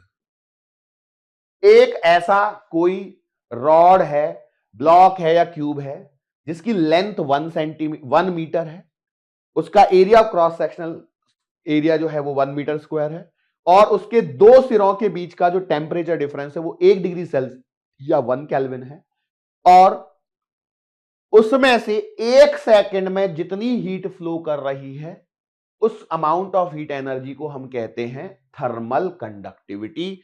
ये बनती है इसकी क्या, एक स्टैंडर्ड सी डेफिनेशन जिसे हम जनरली यूज करते हैं, जिसे हम जनरली यूज करते हैं। यस, कोई दिक्कत हो गई? के कंप्लीट किया। दूसरा हमने जो यहां पे एक टर्मिनोलॉजी डिफाइन की है दैट इज आर एच। दूसरी हमने टर्मिनोलॉजी क्या डिफाइन की है? R H. तो अब हम बात करेंगे दूसरी एक टर्मिनोलॉजी के बारे में जो है आर एच, थर्मल रेजिस्टेंस। तो ये क्या बोलता है भैया? थर्मल रेजिस्टेंस क्या है? It is the property of material by virtue of it क्या है? Opposes the flow of heat through it. It is the property of materials, it is the property of materials by virtue of which it opposes the flow of heat, energy through it। ठीक है। अब चूंकि thermal resistance R H बराबर, मैंने कितना formula बताया आपको यहां पे, देखो कहां गया, एल बाई के ए। क्या बताया? एल बाई के ए। तो भैया यहां पे बताओ, हम एक पॉइंट लिखना चाहते हैं और वो पॉइंट है factors affecting thermal resistance. Factors affecting thermal resistance, बोलो भैया क्या फैक्टर आएंगे? तो आप कहोगे थर्मल रेजिस्टेंस जो है वो लेंथ के डायरेक्टली प्रोपोर्शनल होगा क्या? तो पहला आएगा directly proportional to length, directly proportional to length. Length के क्या होगा? डायरेक्टली प्रोपोर्शनल होगा। इनवर्सली प्रोपोर्शनल होगा area of cross sectional. Inversely proportional किसके होगा? Inversely proportional to area of cross section. फिर तीसरा क्या होगा? डिपेंड्स ऑन, किस पे डिपेंड करेगा? Depends on nature of material. मतलब जिसकी कंडक्टिविटी ज्यादा होगी उसका थर्मल रेजिस्टेंस कम होगा या ज्यादा होगा? कम होगा। बट ऑब्वियस सी बात है। और कौन कौन से फैक्टर हैं?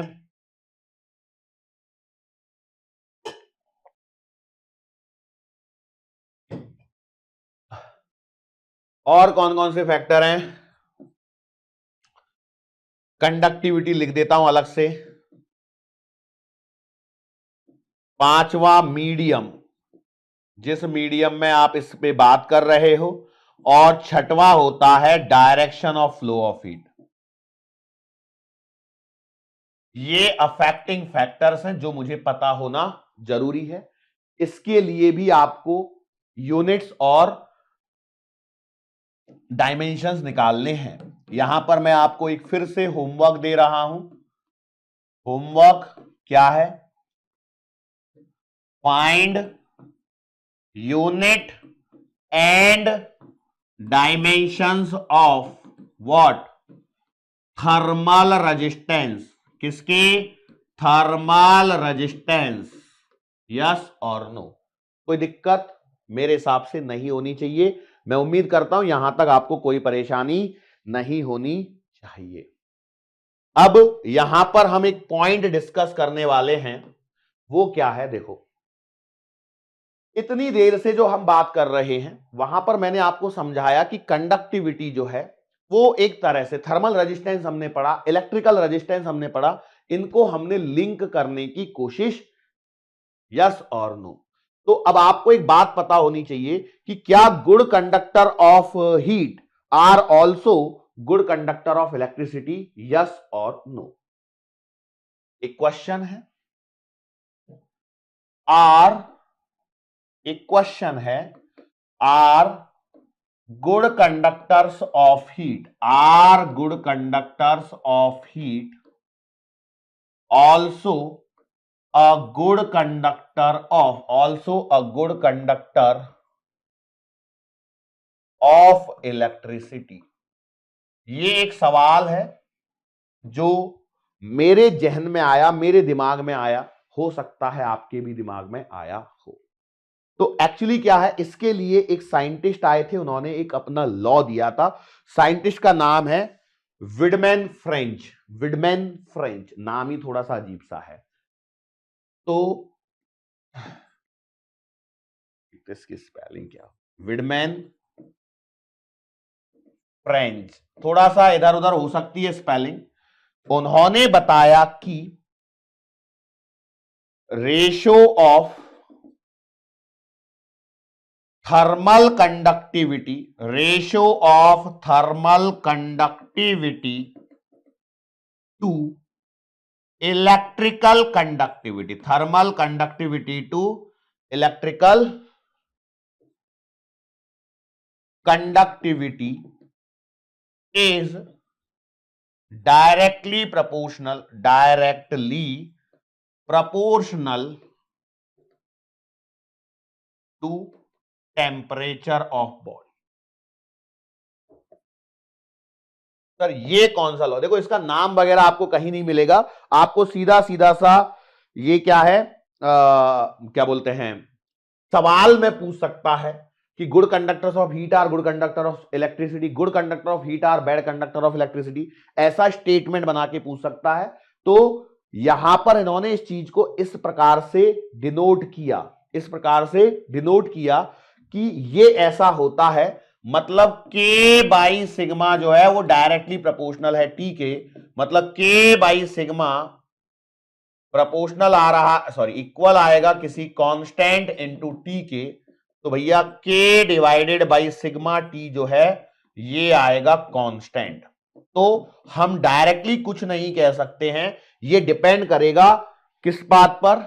इन सब चीजों पर। यहां पर K का मतलब है थर्मल कंडक्टिविटी, K का मतलब है थर्मल कंडक्टिविटी, सिग्मा का मतलब है इलेक्ट्रिकल कंडक्टिविटी, सिग्मा का मतलब क्या है? इलेक्ट्रिकल कंडक्टिविटी, और T का मतलब है एब्सोल्यूट टेम्परेचर। कौन सा वाला? एब्सोल्यूट टेम्परेचर का मतलब होता है टेम्परेचर इन केल्विन। तो अब यहां से देखो, हम ये कह सकते हैं सिग्मा T और K, यदि मैं टेम्परेचर को कांस्टेंट कर दूं तो क्या इलेक्ट्रिकल कंडक्टिविटी थर्मल कंडक्टिविटी के डायरेक्टली प्रोपोर्शनल होगा? हाँ।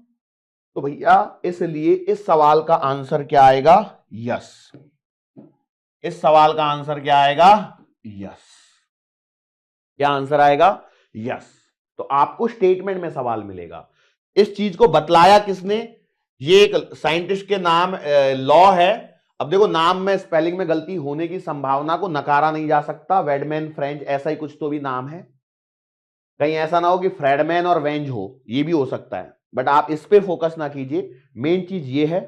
और इस सवाल का आंसर यस है, जो यहां से निकल के आता है कि भैया सिग्मा प्रोपोर्शनल टू के हो जाएगा, क्योंकि ये तो कांस्टेंट है। यदि टेम्परेचर को कांस्टेंट कर दिया जाए तो at constant temperature electrical conductivity is directly proportional to what, electric thermal conductivity. तो थर्मल कंडक्टिविटी मेटल्स की ज्यादा होगी तो उनका ही रेजिस्टेंस भी उनका ही इलेक्ट्रिकल कंडक्टिविटी भी ज्यादा होती है। तो जिसमें से ज्यादा करंट फ्लो होता है उसमें से ज्यादा हीट भी फ्लो होती है। ये हमें यहां पर पता होना जरूरी है, ये हमें यहां पर पता होना जरूरी। अब हमको यहां पर जो बात करनी है वो ये है कि हम कुछ सवालों की तरफ आगे बढ़ना चाहते हैं, दैट इज कि किस प्रकार के सवाल यहां पर बनते हैं। तो सवाल यहां पर जो बनते हैं, variety of questions in conduction. तो भैया देखो, हम अभी तक जानते हैं H बराबर है Q बाई टी बराबर है के A T1 minus T2 upon L। एक तो ये चीज मैंने पढ़ी है, और दूसरा एक फॉर्मूला पढ़ा है मैंने थर्मल रेजिस्टेंस का, जो क्या है L अपॉन के ए। तो ये दो चीजें हमने पढ़ी हैं। तो यहां पर जो वैरायटी ऑफ क्वेश्चन जो बनते हैं वो किस प्रकार से बनते हैं कि एरिया को डबल किया, if area is double then, area को डबल किया बाकी सारी चीजों को कांस्टेंट रखते हुए, तो हीट करंट या थर्मल रेजिस्टेंस पर क्या प्रभाव पड़ेगा। बात समझ में आ रही है। तो जो बच्चे 11th में हैं उनको अभी इन सवालों में दिक्कत हो सकती है, लेकिन इन सवालों को यदि समझना है तो मैं इनको आगे वॉल्यूम से रिलेट करूंगा, डायरेक्टली नहीं करना है। देखो, जो बच्चा 11 में पढ़ रहा है उसके दिमाग में आ रहा हो सर एरिया को डबल कर दिया तो हीट करंट डबल हो जाएगा। नहीं रे भाई, ऐसे नहीं होता है, ऐसे नहीं होता है। हम इसे वॉल्यूम के फॉर्मेट में लिखते हैं, क्योंकि किसी भी मटेरियल के लिए वॉल्यूम को हम उस समय कांस्टेंट मानते हैं, पर्टिकुलर एट कांस्टेंट टेम्परेचर पर। वो टेम्परेचर बढ़ेगा तो वॉल्यूम बढ़ेगा, इसमें कोई शक वाली बात नहीं है। लेकिन यदि हमारे पास में टेम्परेचर कांस्टेंट है तो वॉल्यूम कांस्टेंट हो जाएगा। तो हम इसे वॉल्यूम से लिंक करते हैं। सर कैसे करते हैं? तो ऐसा करते हैं बेटा जी कि देखो, मैं H बराबर लिख सकता हूं या Q बाई टी बराबर लिख सकता हूं, लेंथ से ऊपर नीचे मल्टीप्लाई करूंगा तो ये आएगा K V T1 minus T2 upon L square, that is area से मैं ऊपर और नीचे मल्टीप्लाई करूंगा तो K A square T1 minus T2 upon V। ये फॉर्मूले पे ध्यान दो। उसी प्रकार से आर एच का फॉर्मूला बनेगा, L अपॉन के ए पे ध्यान नहीं देना है आपको, आपको ध्यान रखना है L स्क्वायर अपॉन V या V अपॉन, कुछ तो भी गलत लिख दिया मैंने यार। देखो आर एच बराबर है L अपॉन के ए, तो L और L से मैं ऊपर मल्टीप्लाई करूंगा तो L स्क्वायर अपॉन के वी, और A से यदि मैंने ऊपर और नीचे मल्टीप्लाई किया तो V by K A square. इस तरह से, मतलब यदि आपको देखो सवाल में सिर्फ लेंथ बोला गया है तो लेंथ को रिलेट करना है तो भैया आप इस तरह से रिलेट करोगे, एरिया से रिलेट करना है तो इनवर्सली प्रोपोर्शनल टू स्क्वायर से। इसी चीज को जब आप यहां जा रहे हो हीट ऑफ फ्लो तो इस तरह से रिलेट करना है। वॉल्यूम कांस्टेंट मानते हो क्योंकि टेम्परेचर कांस्टेंट ही रहेगा, तो एरिया को डबल किया तो हीट करंट पे क्या फर्क पड़ेगा या थर्मल रेजिस्टेंस पे क्या फर्क पड़ेगा, या फिर वो हो सकता है टाइम से भी रिलेट कर दें। तो इस प्रकार के सवाल यहां पर क्रिएट किए जा सकते हैं। आपको देखने को अमूमन नहीं मिलते हैं, लेकिन हां बनाए जा सकते हैं और आप इसको इस प्रकार से लिंक करोगे। जो बच्चे समझदार हैं वो मेरी बात को यहां पर समझ चुके हैं, क्योंकि मेरे को अभी बहुत कुछ पढ़ाना इसमें बाकी है।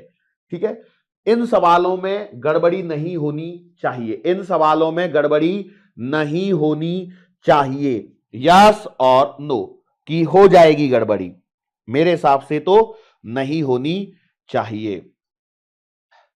एक सवाल में ओरली बना के एक सवाल आपको ओरली करवाना चाहता हूं।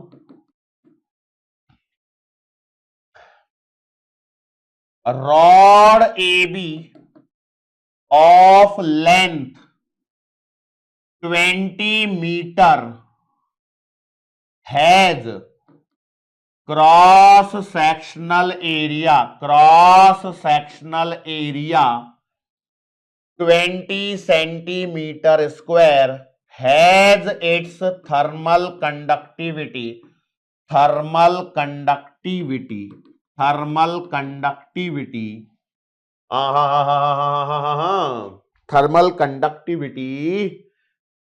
20 watt per metre kelvin 20 watt per metre kelvin find the amount of heat transfer from point A maintained at 100 degree celsius to point B at 0 degree Celsius. सवाल को रीड करो, बड़े ही आराम से सवाल को किया जा सकता है। टाइम नहीं दिया मैंने। इन 10 सेकेंड 10 सेकेंड में करो, सवाल को रीड करो। सवाल क्या बोला? एक रॉड है ए बी। मैंने बोला ठीक है, एक रॉड है ए बी, तो मैंने भैया इसका नाम दे दिया A B.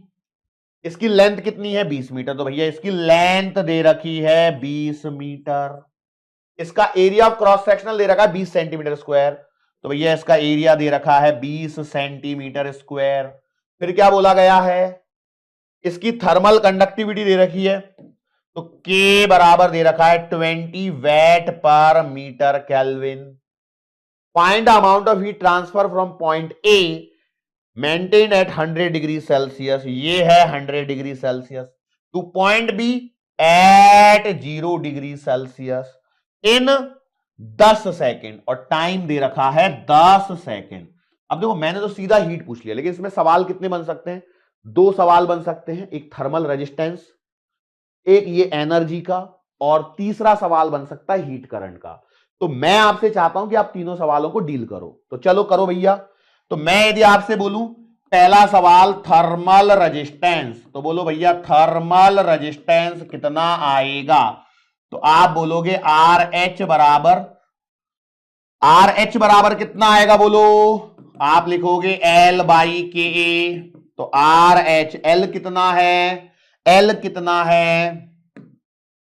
20 upon 20, area 20 centimetre square, मैंने मीटर स्क्वायर में कन्वर्ट कर लिया। तो आर एच बराबर 20 से 20 कटेगा, ये आएगा 1 2 3 4 और ये आएगा 20। तो भैया जी आर एच कितना आएगा? 500 ओम। सर ओम कहां से आ गया? सर हम इसको लिख देते हैं, लेकिन यकीन मानना इसको सही मत ले लेना। हम इधर करते हैं, देखो ये आएगा मीटर में, ये किस में आएगा? वैट पर मीटर केल्विन, और ये आएगा मीटर स्क्वायर, तो इसकी यूनिट आएगी केल्विन पर वैट। ठीक है, जिन लोगों ने होमवर्क को जो मैंने दिया था उन्होंने निकाल लिया होगा, उनको दिक्कत नहीं हुई होगी, लेकिन मैं यहां पर आपको करवा चुका हूं। फिर दूसरा यदि मैं आपसे पूछूं हीट करंट, तो भैया हीट करंट H लिखा जाएगा। बोलो H कितना आएगा? ये आएगा Q बाई टी, या आप इसे लिखोगे KA T1 T2 upon L, या आप इसे लिख सकते हो कितना? T1 T2 upon RH। तो ये आएगा 100 - 0 अपॉन 500, तो ये आएगा 1/5, दैट इज 0 पॉइंट। बोलो कितना कितना कितना कितना कितना पानी। यार कैसे करूं? पॉइंट लगा दीजिए 510, 0.2 वैट। यस और नो? 0.2 वैट। क्या मैंने सही किया है? देखो डायरेक्ट कर दिया, क्योंकि मैं आधा निकाल चुका था। तीसरा मुझसे पूछा गया है, एक्चुअल में सवाल पूछा था हीट एनर्जी का। एक्चुअल में मुझसे सवाल पूछा था हीट एनर्जी Q का। तो देखो मैं क्या करूंगा, मैं जानता हूं, अब देखो यहां पे ध्यान से देखो, मैं पूरा सवाल करवा रहा हूं। Q बाई टी बराबर के A T one minus T two upon L. तो भैया Q बराबर आएगा के A T one minus T two into L, नहीं यहां आएगा T और यहां आएगा L। अब ध्यान से देखना, आप में से किसी के मन में जरूर डाउट आया होगा, कोईयों के मन में नहीं आया होगा। तो Q बराबर आएगा K, मतलब कितना दिया था, 20 दिया था, एरिया 20 सेंटीमीटर स्क्वायर दिया था, ये 100 माइनस 0 और ये टाइम था 10 सेकेंड डिवाइडेड बाई लेंथ भी थी 20 मीटर। हाँ मैं अब आपसे एक बात कहना चाहता हूं, पता है क्या सर, देखो आप में से किसके मन में आया पता नहीं, देखो यहां टेम्परेचर डिफरेंस दिया 100 degree celsius to 0 degree Celsius,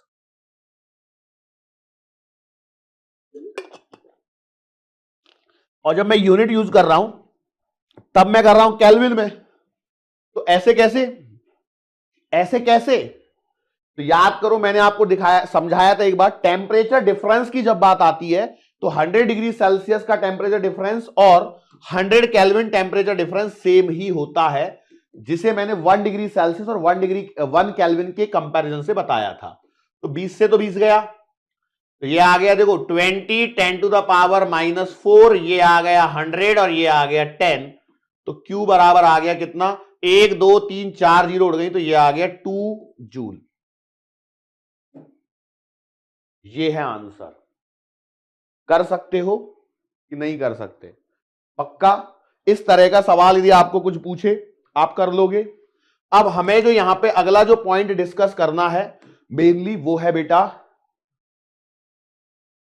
पहले देखो, पहले मैं पूरी थियरी कवर करवा रहा हूं, पहले मैं क्या कर रहा हूं, पूरी थियरी कवर कर रहा हूं, that is combination of rods. इसकी मैं बात कर रहा हूं, कॉम्बिनेशन ऑफ रॉड्स, रॉड्स का कॉम्बिनेशन। अब मतलब यहां पे सीरीज कॉम्बिनेशन भी होगा और पैरेलल कॉम्बिनेशन भी होगा, यस और नो। चलो तो किससे स्टार्ट करें, पहले सीरीज वाला करें कि पहले पैरेलल वाला करें?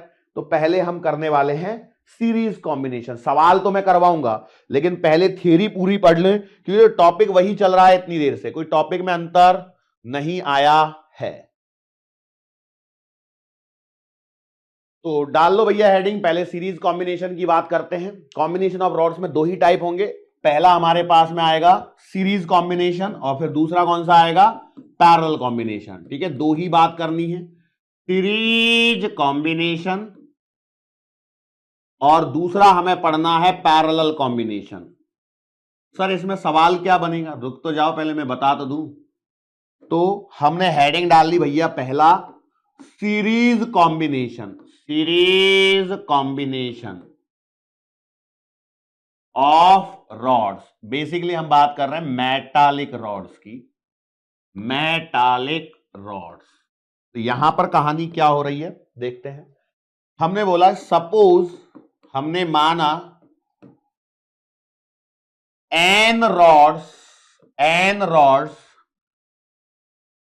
each of cross sectional area A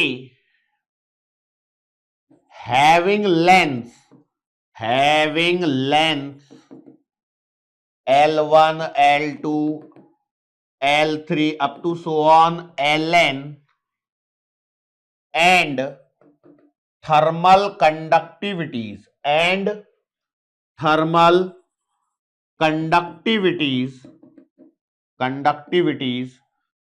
K1 K2 K3 up to so on Kn are placed together.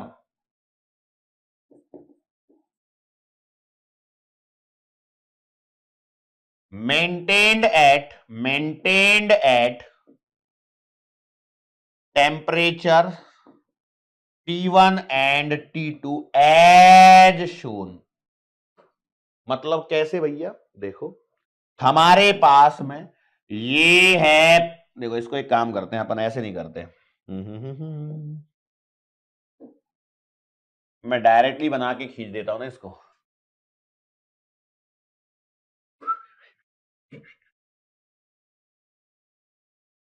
नहीं भर देता हूं, है ना। ठीक है, देखो ये है T1 टेम्परेचर, ये है T2 टेम्परेचर, ठीक है। यहां पर आपके पास में एक रॉड है जिसकी लेंथ आ गई L1, इसकी थर्मल कंडक्टिविटी है K1 और इसका एरिया है आपके पास में A। अब चूंकि मैंने इनको एक साथ जोड़ा है तो भैया देखो इसकी लेंथ आ गई L2, thermal conductivity K2, area हो गया A and up to so on. इसी प्रकार से हमारे पास में एक यहां पर है जिसकी लेंथ है Ln, ये थर्मल कंडक्टिविटी Kn और एरिया, चूंकि देखो एक साथ ऐसे जोड़ा गया है तो एरिया क्या है यहां पर सेम है, एरिया क्या है यहां पर सेम है, ठीक है। तो अब देखो मुझे बताओ ये कैसा कॉम्बिनेशन दिख रहा है सीरीज।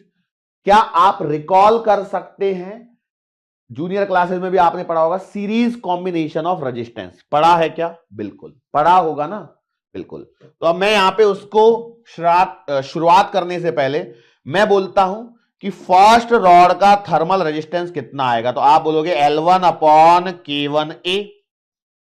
अच्छा R2 यदि लिखूंगा तो ये कितना आएगा L2 upon K2A। Up to so on करते हुए यदि मैं Rn लिखूंगा तो ये कितना आएगा, तो ये आएगा Ln अपॉन KnA। बराबर है, सबका थर्मल रेजिस्टेंस इसी प्रकार से आएगा, बिल्कुल।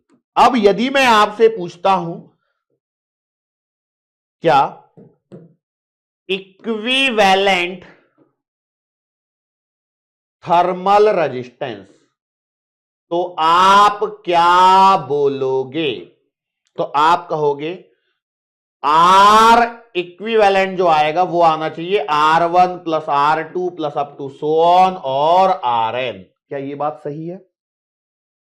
तो क्या इसका मतलब मैं लिखूंगा कि L1 upon K1A plus L2 upon K2A plus up to so on Ln upon KnA।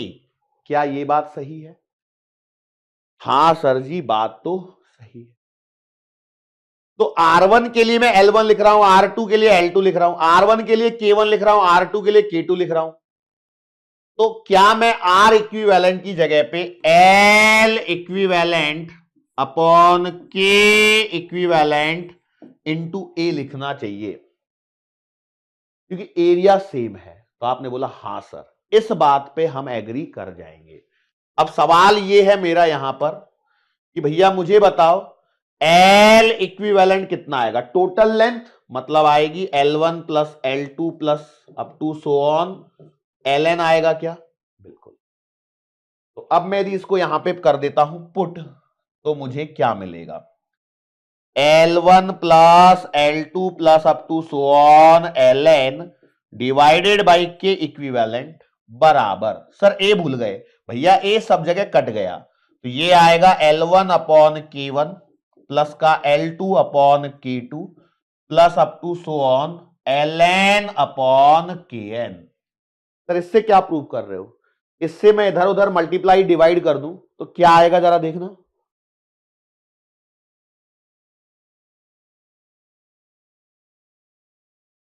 मेरे पास में अभी है यहां पर L1 प्लस का L2 plus up to so on Ln divided by है K इक्विवेलेंट बराबर ये चीज है L1 अपॉन K1 प्लस ये है L2 upon K2 plus up to so on ये है Ln अपॉन Kn।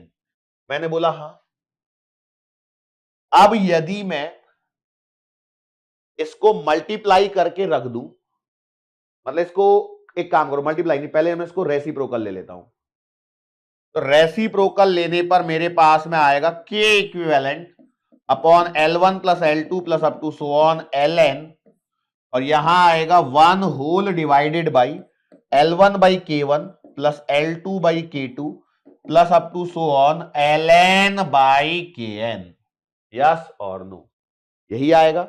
अब मैं इसको इधर मल्टीप्लाई कर दूं तो मेरे पास में क्या बनेगा, ध्यान से देखना, के इक्विवेलेंट बराबर आएगा L1 plus L2 plus up to so on Ln divided by L1 by K1 plus L2 by K2 plus up to so on Ln by Kn। ये बनेगा आपका इक्विवेलेंट थर्मल कंडक्टिविटी का फॉर्मूला, जिसपे सवाल पूछा जा चुका है। तो आपको लग रहा होगा इतनी डिफिकल्ट चीज सर बता रहे हैं, तो भैया जरूरी है। तो के इक्विवेलेंट को हम लिख सकते हैं equivalent thermal conductivity, equivalent thermal conductivity इन कौन से कॉम्बिनेशन में मैं बात कर रहा हूं? सीरीज कॉम्बिनेशन में। कहां बात कर रहा हूं? सीरीज कॉम्बिनेशन में। तो भैया के इक्विवेलेंट बराबर आएगा L1 प्लस का L2 प्लस का up to so on Ln divided by L1 by K1 plus का L2 बाई K2 प्लस का up to so on Ln by Kn, जिसे हम लिख सकते हैं summation of length I upon summation of Li by Ki, I equal to 1 से n, I equal to 1 से n। इस प्रकार से हम इसे अरेंज कर सकते हैं। ये इक्विवेलेंट थर्मल कंडक्टिविटी का फॉर्मूला हो गया। लेकिन ये तब है जब इतनी सारी रॉड है। लेकिन जनरली अमूमन जो हमें सवाल पूछा जाएगा वो पूछा जाएगा फॉर 2 रॉड्स। तो 2 रॉड्स के लिए मैं क्या लिखूंगा? के इक्विवेलेंट बराबर L1 प्लस का L2 divided by L1 by K1 plus का L2 बाई K2। यहां पर बनती है पहली condition, if 2 rods have same length, यदि दोनों की लेंथ इक्वल है तो भैया मैं लिखूंगा के इक्विवेलेंट बराबर L plus L divided by L by K1 plus का L बाई K2। इसे सॉल्व कर लीजिए, सॉल्व कर लीजिए फटाफट से। कितना आ रहा है देखिए। तो के इक्विवेलेंट बराबर L और L 2L divided by L आ जाएगा कॉमन, ये आएगा 1 बाई K1 प्लस का 1 बाई K2। इसे जोड़ जाड़ के लिखिए तो के इक्विवेलेंट आएगा 2K1 K2 upon K1 plus का K2। शानदार इंपॉर्टेंट रिजल्ट है जिसपे सवाल देखने को मिल सकता है। क्या बोला मैंने? If 2 rods of same length having thermal conductivities K1 and K2 are joined together, then equivalent thermal conductivity will be 2K1 K2 upon K1 plus का K2। यस और नो? श्योर हैं? श्योर हैं? दूसरा,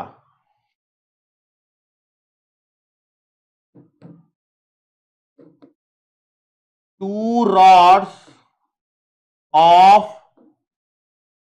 different length and same thermal conductivity K।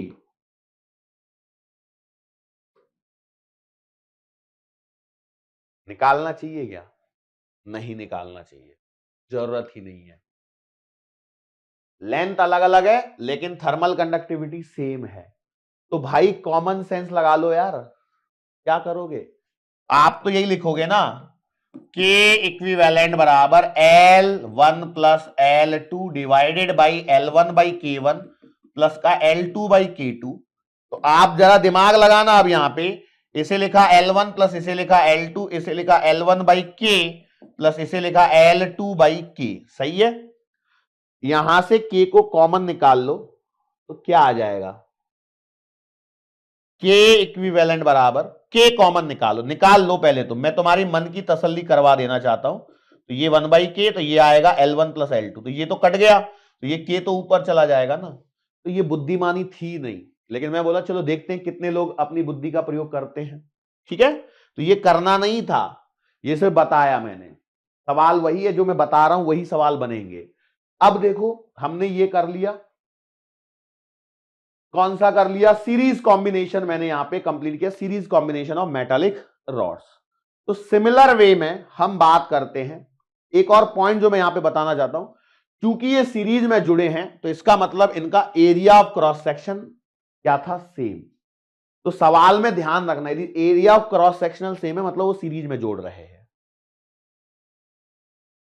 अब हम बात करते हैं पैरेलल कॉम्बिनेशन पे। अब हम बात कर रहे हैं पैरेलल कॉम्बिनेशन पर। अब हम बात कर रहे हैं parallel combination of metallic rods. तो भैया देखो, मैंने कहानी की शुरुआत वैसे ही करी। Suppose we have N rods each of length L, सबकी लेंथ इस बार सेम होगी, having cross sectional area A1, A2 and so on AN, and thermal conductivities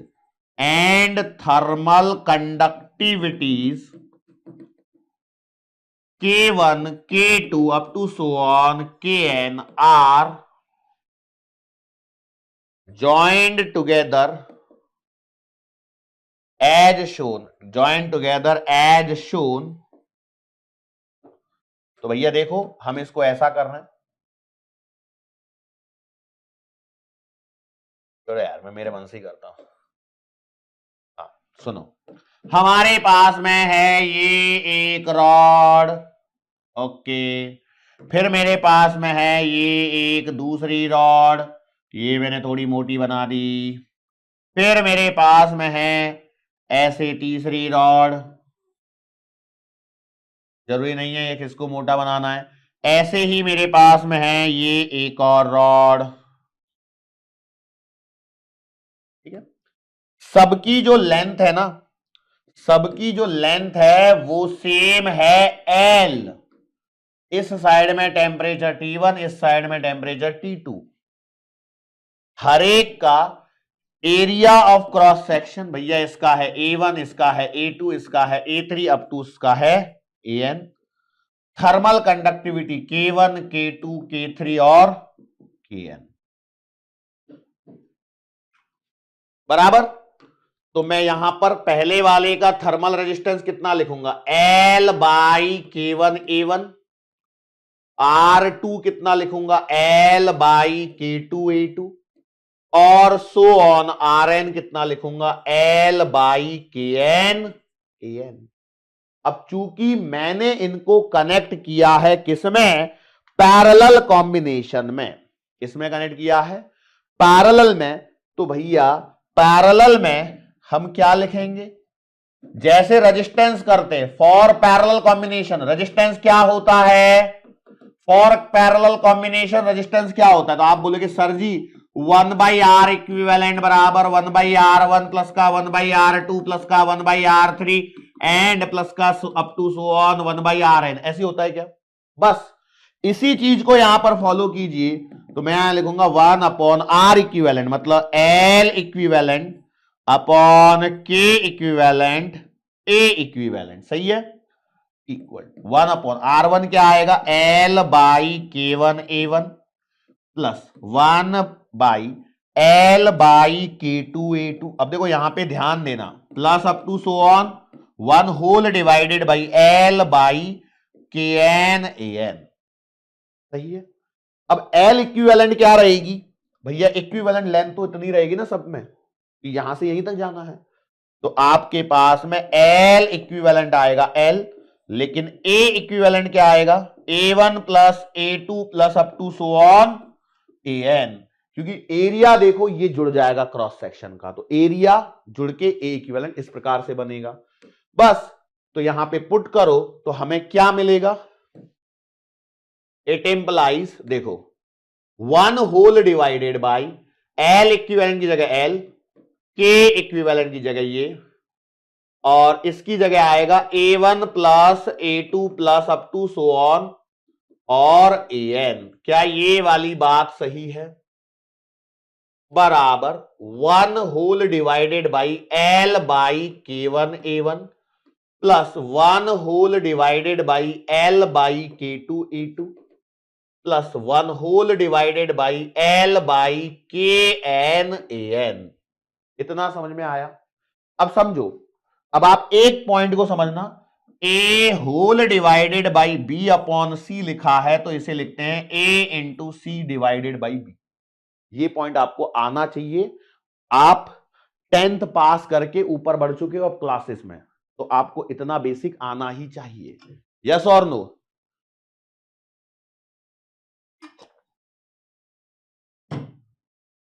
yes. चलो अब तो यहां पे क्या बनेगा? ये बनेगा के इक्विवेलेंट इंटू A1 प्लस का A2 प्लस का up to so on AN divided by L equal to ये बनेगा K1A1 by L plus K2A2 by L plus up to so on KNAN by L। Clear है? Clear है? अब सारे L को उड़ा दो, L L L L cut जाएगा, यहां से कॉमन होगा, यहां से कट जाएगा, तो भैया K इक्विवेलेंट क्या बनेगा? बताओ क्या बनेगा? तो इट एम्प्लाइज, मैं यहीं लिख देना चाहता हूं वैसे, चल छोड़ो, K इक्विवेलेंट आएगा K1A1 plus K2A2 plus up to so on KNAN whole divided by A1 plus A2 plus up to so on AN। याद रहेगा क्या?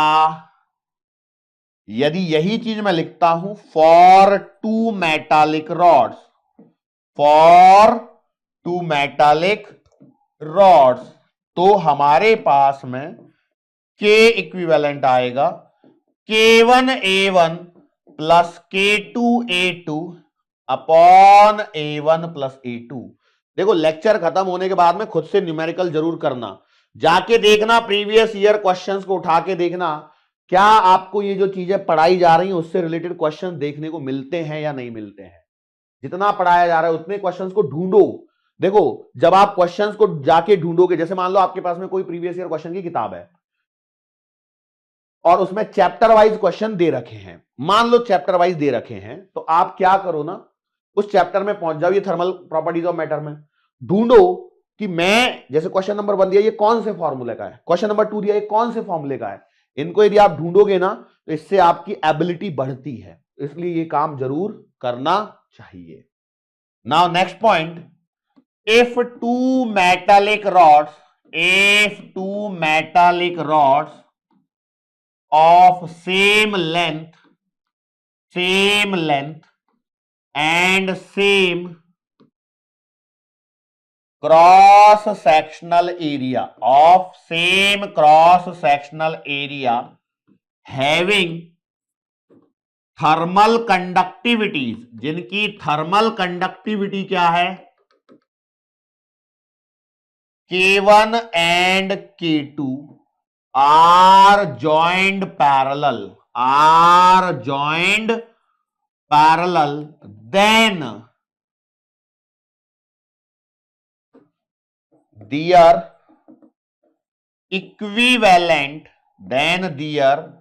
equivalent जो थर्मल कंडक्टिविटी आएगी वो आएगी बेटा पता है कितनी, K इक्विवेलेंट बराबर K1A1 plus K2A2 divided by A1 plus का A2।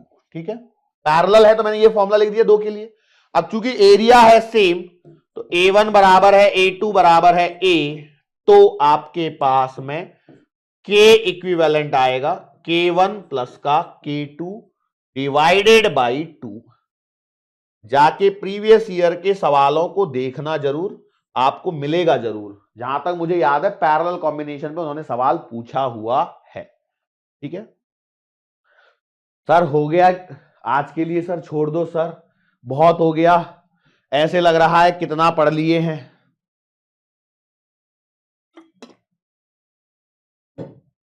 क्या ऐसी फीलिंग मन में आने लगी है? आने लगी है क्या? लग तो रही है सर। अब आप क्या समझोगे हमारे दर्द को? हमारा दर्द तो हम ही जानते हैं। चलो एक काम करता हूं, चलो मैं आपको रिलैक्स कर देता हूं, थोड़ा एक रिकॉलिंग दे दूं थोड़ी सी फास्ट फॉरवर्ड में। फास्ट फॉरवर्ड एकदम बहुत तेजी से ही करेंगे हम लोग रिकॉलिंग। हाँ भैया देखो, आज का जो चैप्टर था वो मोड्स ऑफ हीट ट्रांसफर था। तीन तरह के हीट ट्रांसफर होते हैं, कंडक्शन, कन्वेक्शन और रेडिएशन। कंडक्शन अभी चल रहा है, अगला लेक्चर भी कंडक्शन ही चलेगा। यदि पॉसिबल हुआ तो कन्वेक्शन उसमें कवर होगा, नहीं हुआ कन्वेक्शन पॉसिबल तो वो अगले और आगे बढ़ेगा लेक्चर में, जाहिर सी बात है। ठीक है, ये पॉइंट मेरी साइड से क्लियर। कंडक्शन क्या होता है, तो भैया कंडक्शन जो है, कंडक्शन ये है, ये हीट ट्रांसफर का वो मोड है जिसमें जो हीट का ट्रांसफर होता है हॉट एंड से कोल्ड एंड की तरफ without actual motion of molecules, but it is due to the collision. ठीक है, ड्यू टू द कोलिजन। हालांकि मैं एक चीज आपको बताना भूल गया, मैं बताना तो चाहता था लेकिन ठीक है। यहां पर हमने कुछ चीजों के बारे में डिस्कस किया कि भैया 0 केल्विन टेम्परेचर से ऊपर जो भी बॉडी होती है उसके मॉलिक्यूल जो है वो क्या करते हैं, वाइब्रेट कर रहे होते हैं। इसके लिए एक्चुअली करेक्ट वर्ड है ऑसिलेशन, लेकिन चूंकि आपने ऑसिलेशन चैप्टर थर्मल प्रॉपर्टीज के बाद में आता है इसलिए मैंने वाइब्रेट वर्ड को ही यूज किया है। About their mean position, temperature बढ़ने पर क्या होता है, इन मॉलिक्यूल्स का वाइब्रेशन बढ़ते जाता है, उनका एम्पलीट्यूड बढ़ते जाता है। जितना ज्यादा एम्पलीट्यूड बढ़ेगा, जैसे पहले इतना सा कर रहा था बाद में इतना ज्यादा हो गया, तो जितना ज्यादा एम्पलीट्यूड बढ़ेगा मतलब उसका एनर्जी उतनी ज्यादा बढ़ चुकी है। यदि ज्यादा एनर्जी होगी तो वो जो अपने बाजू वाला मॉलिक्यूल है उससे ज्यादा एनर्जी के साथ में टकराएंगे और इस टक्कर में वो अपनी एनर्जी को बाजू वाले को देंगे और इस प्रकार से ये प्रोसेस चलती रहेगी और हीट का ट्रांसफर होगा। ये होता है सिर्फ और सिर्फ सॉलिड्स के अंदर में, है ना, हॉट बॉडी से कोल्ड बॉडी की तरफ। यहां पर चूंकि कोलिजन हो रहा है तो मतलब एक मीडियम की आवश्यकता है जहां पर ये मॉलिक्यूल्स जो हैं एक जगह से दूसरी जगह तक, एक्चुअली में मॉलिक्यूल्स नहीं पहुंचे हैं लेकिन वहां से यहां तक हीट को पहुंचाने के लिए उस मीडियम की आवश्यकता है। ये सॉलिड में हो रहा है, टेम्परेचर ऑफ मीडियम बढ़ता है जिस मीडियम में से ये निकल के चलते हैं। तो यहां पर हम लोगों ने एक टर्मिनोलॉजी पढ़ी, टेम्परेचर ग्रेडियंट, दैट इज क्या, change in temperature per unit length. ठीक है, हमने इसके लिए एक सवाल मैंने आपको बना के दिया। इस सवाल का फायदा ये होगा कि ये एक तरह से रिजल्ट का काम करेगा कि भैया यदि आपके पास में एक पॉइंट पे टेम्परेचर T1 है, दूसरे पॉइंट पे टेम्परेचर T2 है, दोनों के बीच की लेंथ L है और आपसे x दूरी पर, T1 से x दूरी पर यदि टेम्परेचर पूछा जाए तो आप इस प्रकार से निकाल सकते हैं। ये मैंने फॉर्मूला जैसा आपके सामने बना के दिया। फिर मैंने क्या बोला कि अब हमारे पास में यदि दो रॉड हैं जो अलग अलग टेम्परेचर पे हैं, टू एंड्स, रॉड के दो एंड, या हम कह सकते हैं कि एक ही साइड से हमने टेम्परेचर को दिया और हीट अप किया, तो भैया किसमें ज्यादा टाइम किसमें कम टाइम लगेगा, इसके लिए हमने चर्चा करी। फिर मैंने वुडन और स्टील पे, अभी देखो मैंने इसके एप्लीकेशन वाले पार्ट पे बिल्कुल भी चर्चा नहीं करी है कि भैया कि जैसे स्टील का हैंडल ज्यादा ठंडा लगता है या ज्यादा गर्म लगता है, लकड़ी का हैंडल कम गर्म लगता है या कम ठंडा लगता है। आपको याद होगा एक एग्जाम्पल मैंने बताया था कि जब आप गर्मियों में बैठे हो बेंच पे लोहे की और लकड़ी की, तो किसमें ज्यादा गर्म लगेगा स्टील में, लेकिन टेम्परेचर दोनों का सेम होगा। तो वो चीज अब आपको शायद समझ में आने लगी होगी, वो कंडक्शन पर बेस्ड है। फिर हमने, चूंकि वो प्रॉब्लम हो रही थी, हमने एक टर्मिनोलॉजी डिफाइन करी, heat current. Heat current, rate of flow of heat को हीट करंट कहा गया। Basically heat energy per unit time है, इसकी यूनिट हमने यहां पर बात करी। Rate of flow of heat जो है वो कुछ इस प्रकार से चलती है, that is Q/T directly proportional to temperature difference, proportional to area, inversely proportional to length. यहां से हमने फॉर्मूला बनाया। यहां एक terminology I K, that is thermal conductivity. Thermal conductivity क्या चीज है कि भैया मटेरियल्स की एबिलिटी है ताकि वो हीट एनर्जी को फ्लो करा सकें।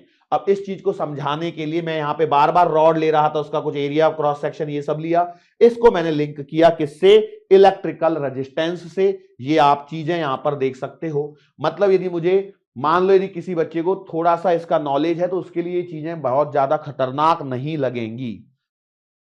यहां जैसे इलेक्ट्रिकल रेजिस्टेंस किया वैसे यहां पे थर्मल रेजिस्टेंस मैंने कर लिया। फिर मैंने थर्मल कंडक्टिविटी को थोड़ा सा और डिटेल में समझने के लिए इसकी यूनिट निकाली, इसका फॉर्मूला निकाला, मैंने होमवर्क दिया आपको। फिर आगे बढ़ा, ये के की डेफिनेशन हमने यहां पे समझी। के की डेफिनेशन क्या है? यदि एक रॉड है जिसकी लेंथ 1 मीटर है, area of cross section 1 metre square है, इसके दोनों सिरों के मध्य जो टेम्परेचर डिफरेंस है वो यदि 1 डिग्री सेल्सियस या 1 केल्विन है, तो जो अमाउंट ऑफ हीट फ्लो है वो थर्मल कंडक्टिविटी कहलाती है। फिर थर्मल रेजिस्टेंस, वही property of material by virtue of it opposite the flow of heat energy. यदि इलेक्ट्रिकल लिख रहा होता तो वहां पे करंट वर्ड आ जाता। ठीक है, ये आया, ये कुछ फैक्टर जो थर्मल रेजिस्टेंस को अफेक्ट करते हैं। फिर हमने होमवर्क दिया units and dimension of thermal resistance निकालने के लिए। फिर एक सवाल आया मेरे मन में कि जो अच्छे कंडक्टर होते हैं हीट के, क्या वो इलेक्ट्रिसिटी के भी अच्छे कंडक्टर है? ये क्यों मेरे समझ में आया? क्योंकि मैंने लिंक ही इस प्रकार से किया था। तो आंसर यस है। ये कुछ इसी प्रकार से होता है कि करंट किसके कारण फ्लो होता है? इलेक्ट्रॉनों के कारण होता है। किसके कारण होता है? फ्री इलेक्ट्रॉनों के कारण होता है। तो फ्री इलेक्ट्रॉन्स किस में प्रेजेंट होते हैं? मेटल्स में। तो इसलिए हम देखते हैं कि वहां पर जो इलेक्ट्रॉन्स होते हैं वो वाइब्रेट करते रहते हैं, वो एक रैंडम मोशन में होते हैं। ठीक है, उसी से ये लिंक हुआ। ये वेडमैन फ्रेंच लॉ है। Ratio of thermal conductivity to electrical conductivity directly proportional to temperature of body, that is K by sigma proportionality. ये चीज कांस्टेंट होती है। ठीक है, तो at constant temperature conductivity, electrical conductivity thermal conductivity के proportional होती है। तो इसका मतलब जिसकी इलेक्ट्रिकल कंडक्टिविटी ज्यादा होगी उसकी थर्मल कंडक्टिविटी भी ज्यादा ही होगी। तो यहां पर हमने कुछ वैरायटी ऑफ क्वेश्चंस के बारे में मैंने चर्चा करी। तो आप समझ सकते हैं लेंथ ज्यादा हो, लेंथ के थर्मल रेजिस्टेंस लेंथ के प्रोपोर्शनल नहीं है, लेंथ स्क्वायर आएगा यदि सिर्फ लेंथ दिया है। सवालों में ध्यान रखना बच्चा सवालों में ध्यान रखना है ना। जिन्होंने क्लास 12 का फिजिक्स का कुछ भी नहीं आता है उनको थोड़ी सी समस्या होगी इन सवालों में, लेकिन मैं यकीन दिलाता हूं आपको प्रॉब्लम नहीं होगी, क्योंकि मैं अभी आपको सवाल नहीं करवा पाया हूं। मैं अभी थ्योरी पूरी नहीं हो पाई है मेरी। तो ठीक है, फिर आगे बढ़ता हूं। एक सवाल मैंने आपको आपकी इच्छा शक्ति जागृत कराने के लिए मन से बना के मैंने एक सवाल प्यारा सा आपको करवा दिया कि भैया 3 सवाल कुछ मैंने यहां पे बताए होंगे, है ना। हाँ, और यहां पे हम लोगों ने मेटालिक रॉड्स का कॉम्बिनेशन देखा, सीरीज कॉम्बिनेशन, पैरेलल कॉम्बिनेशन। इस पे जो सवाल बनेगा वो इक्विवेलेंट थर्मल कंडक्टिविटी के लिए बनेगा, जो कि सीरीज या पैरेलल के काम में आएंगे। ठीक है, तो ये इन चीजों को देखना है। इक्विवेलेंट थर्मल कंडक्टिविटी का फॉर्मूला ये मैंने यहां पर बताया, ये के इक्विवेलेंट यहां निकाला। फिर पैरेलल कॉम्बिनेशन के लिए मैंने किया इसको, यहां पर पैरेलल कॉम्बिनेशन का फॉर्मूला निकल के आया जो यहां पर आपके सामने ये आ चुका है। इसको मैं थोड़ा सा और इलाबोरेट कर देता हूं। इसे मैं लिख सकता हूं समेशन ऑफ के आई ए आई अपॉन समेशन ऑफ ए आई, जहां पर आई जो है आई बराबर 1 से n, आई बराबर 1 से n, इस प्रकार से आप इसे लिख सकते। दो मेटालिक रॉड के लिए K1A1 plus K2A2 by A1 plus A2, यदि एरिया सेम है तो K इक्विवेलेंट आएगा K1 प्लस K2 बाई 2।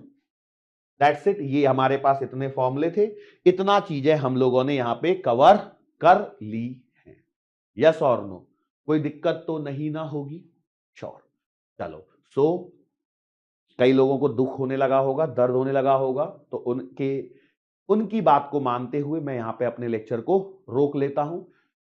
इसके अगला जो लेक्चर आएगा उसमें बहुत सारे न्यूमेरिकल्स में करवाऊंगा, लेकिन उसके साथ में कुछ थ्योरी भी मैं पढ़ाऊंगा, डेफिनेटली पढ़ाऊंगा। अभी कुछ थ्योरी बाकी है, जैसे वो सर्ल्स मेथड वगैरह, और क्या बोलते हैं, growth of ice on pond, अलग अलग तरह की जो छोटी मोटी चीजें हैं। एक रेलीगेशन करके एक टॉपिक होता है, रेगुलेशन या रेलीगेशन कहते हैं, स्पेलिंग में हमेशा भूल जाता हूं उसकी। तो वो कुछ चीजें और मुझे अभी यहाँ पे बतानी है। हालांकि रेगुलेशन मुझे पहले ही बताना चाहिए था कैलोरीमेट्री के बाद में, लेकिन छूटा हुआ है तो उसको मैं कवर करते हुए चलूंगा। Sure. So thank you so much everyone, that's it for today. आज के लिए बस इतना ही। मुलाकात फिर से होगी अपनी आने वाले अगले लेक्चर के दरमियान। तो तब तक के लिए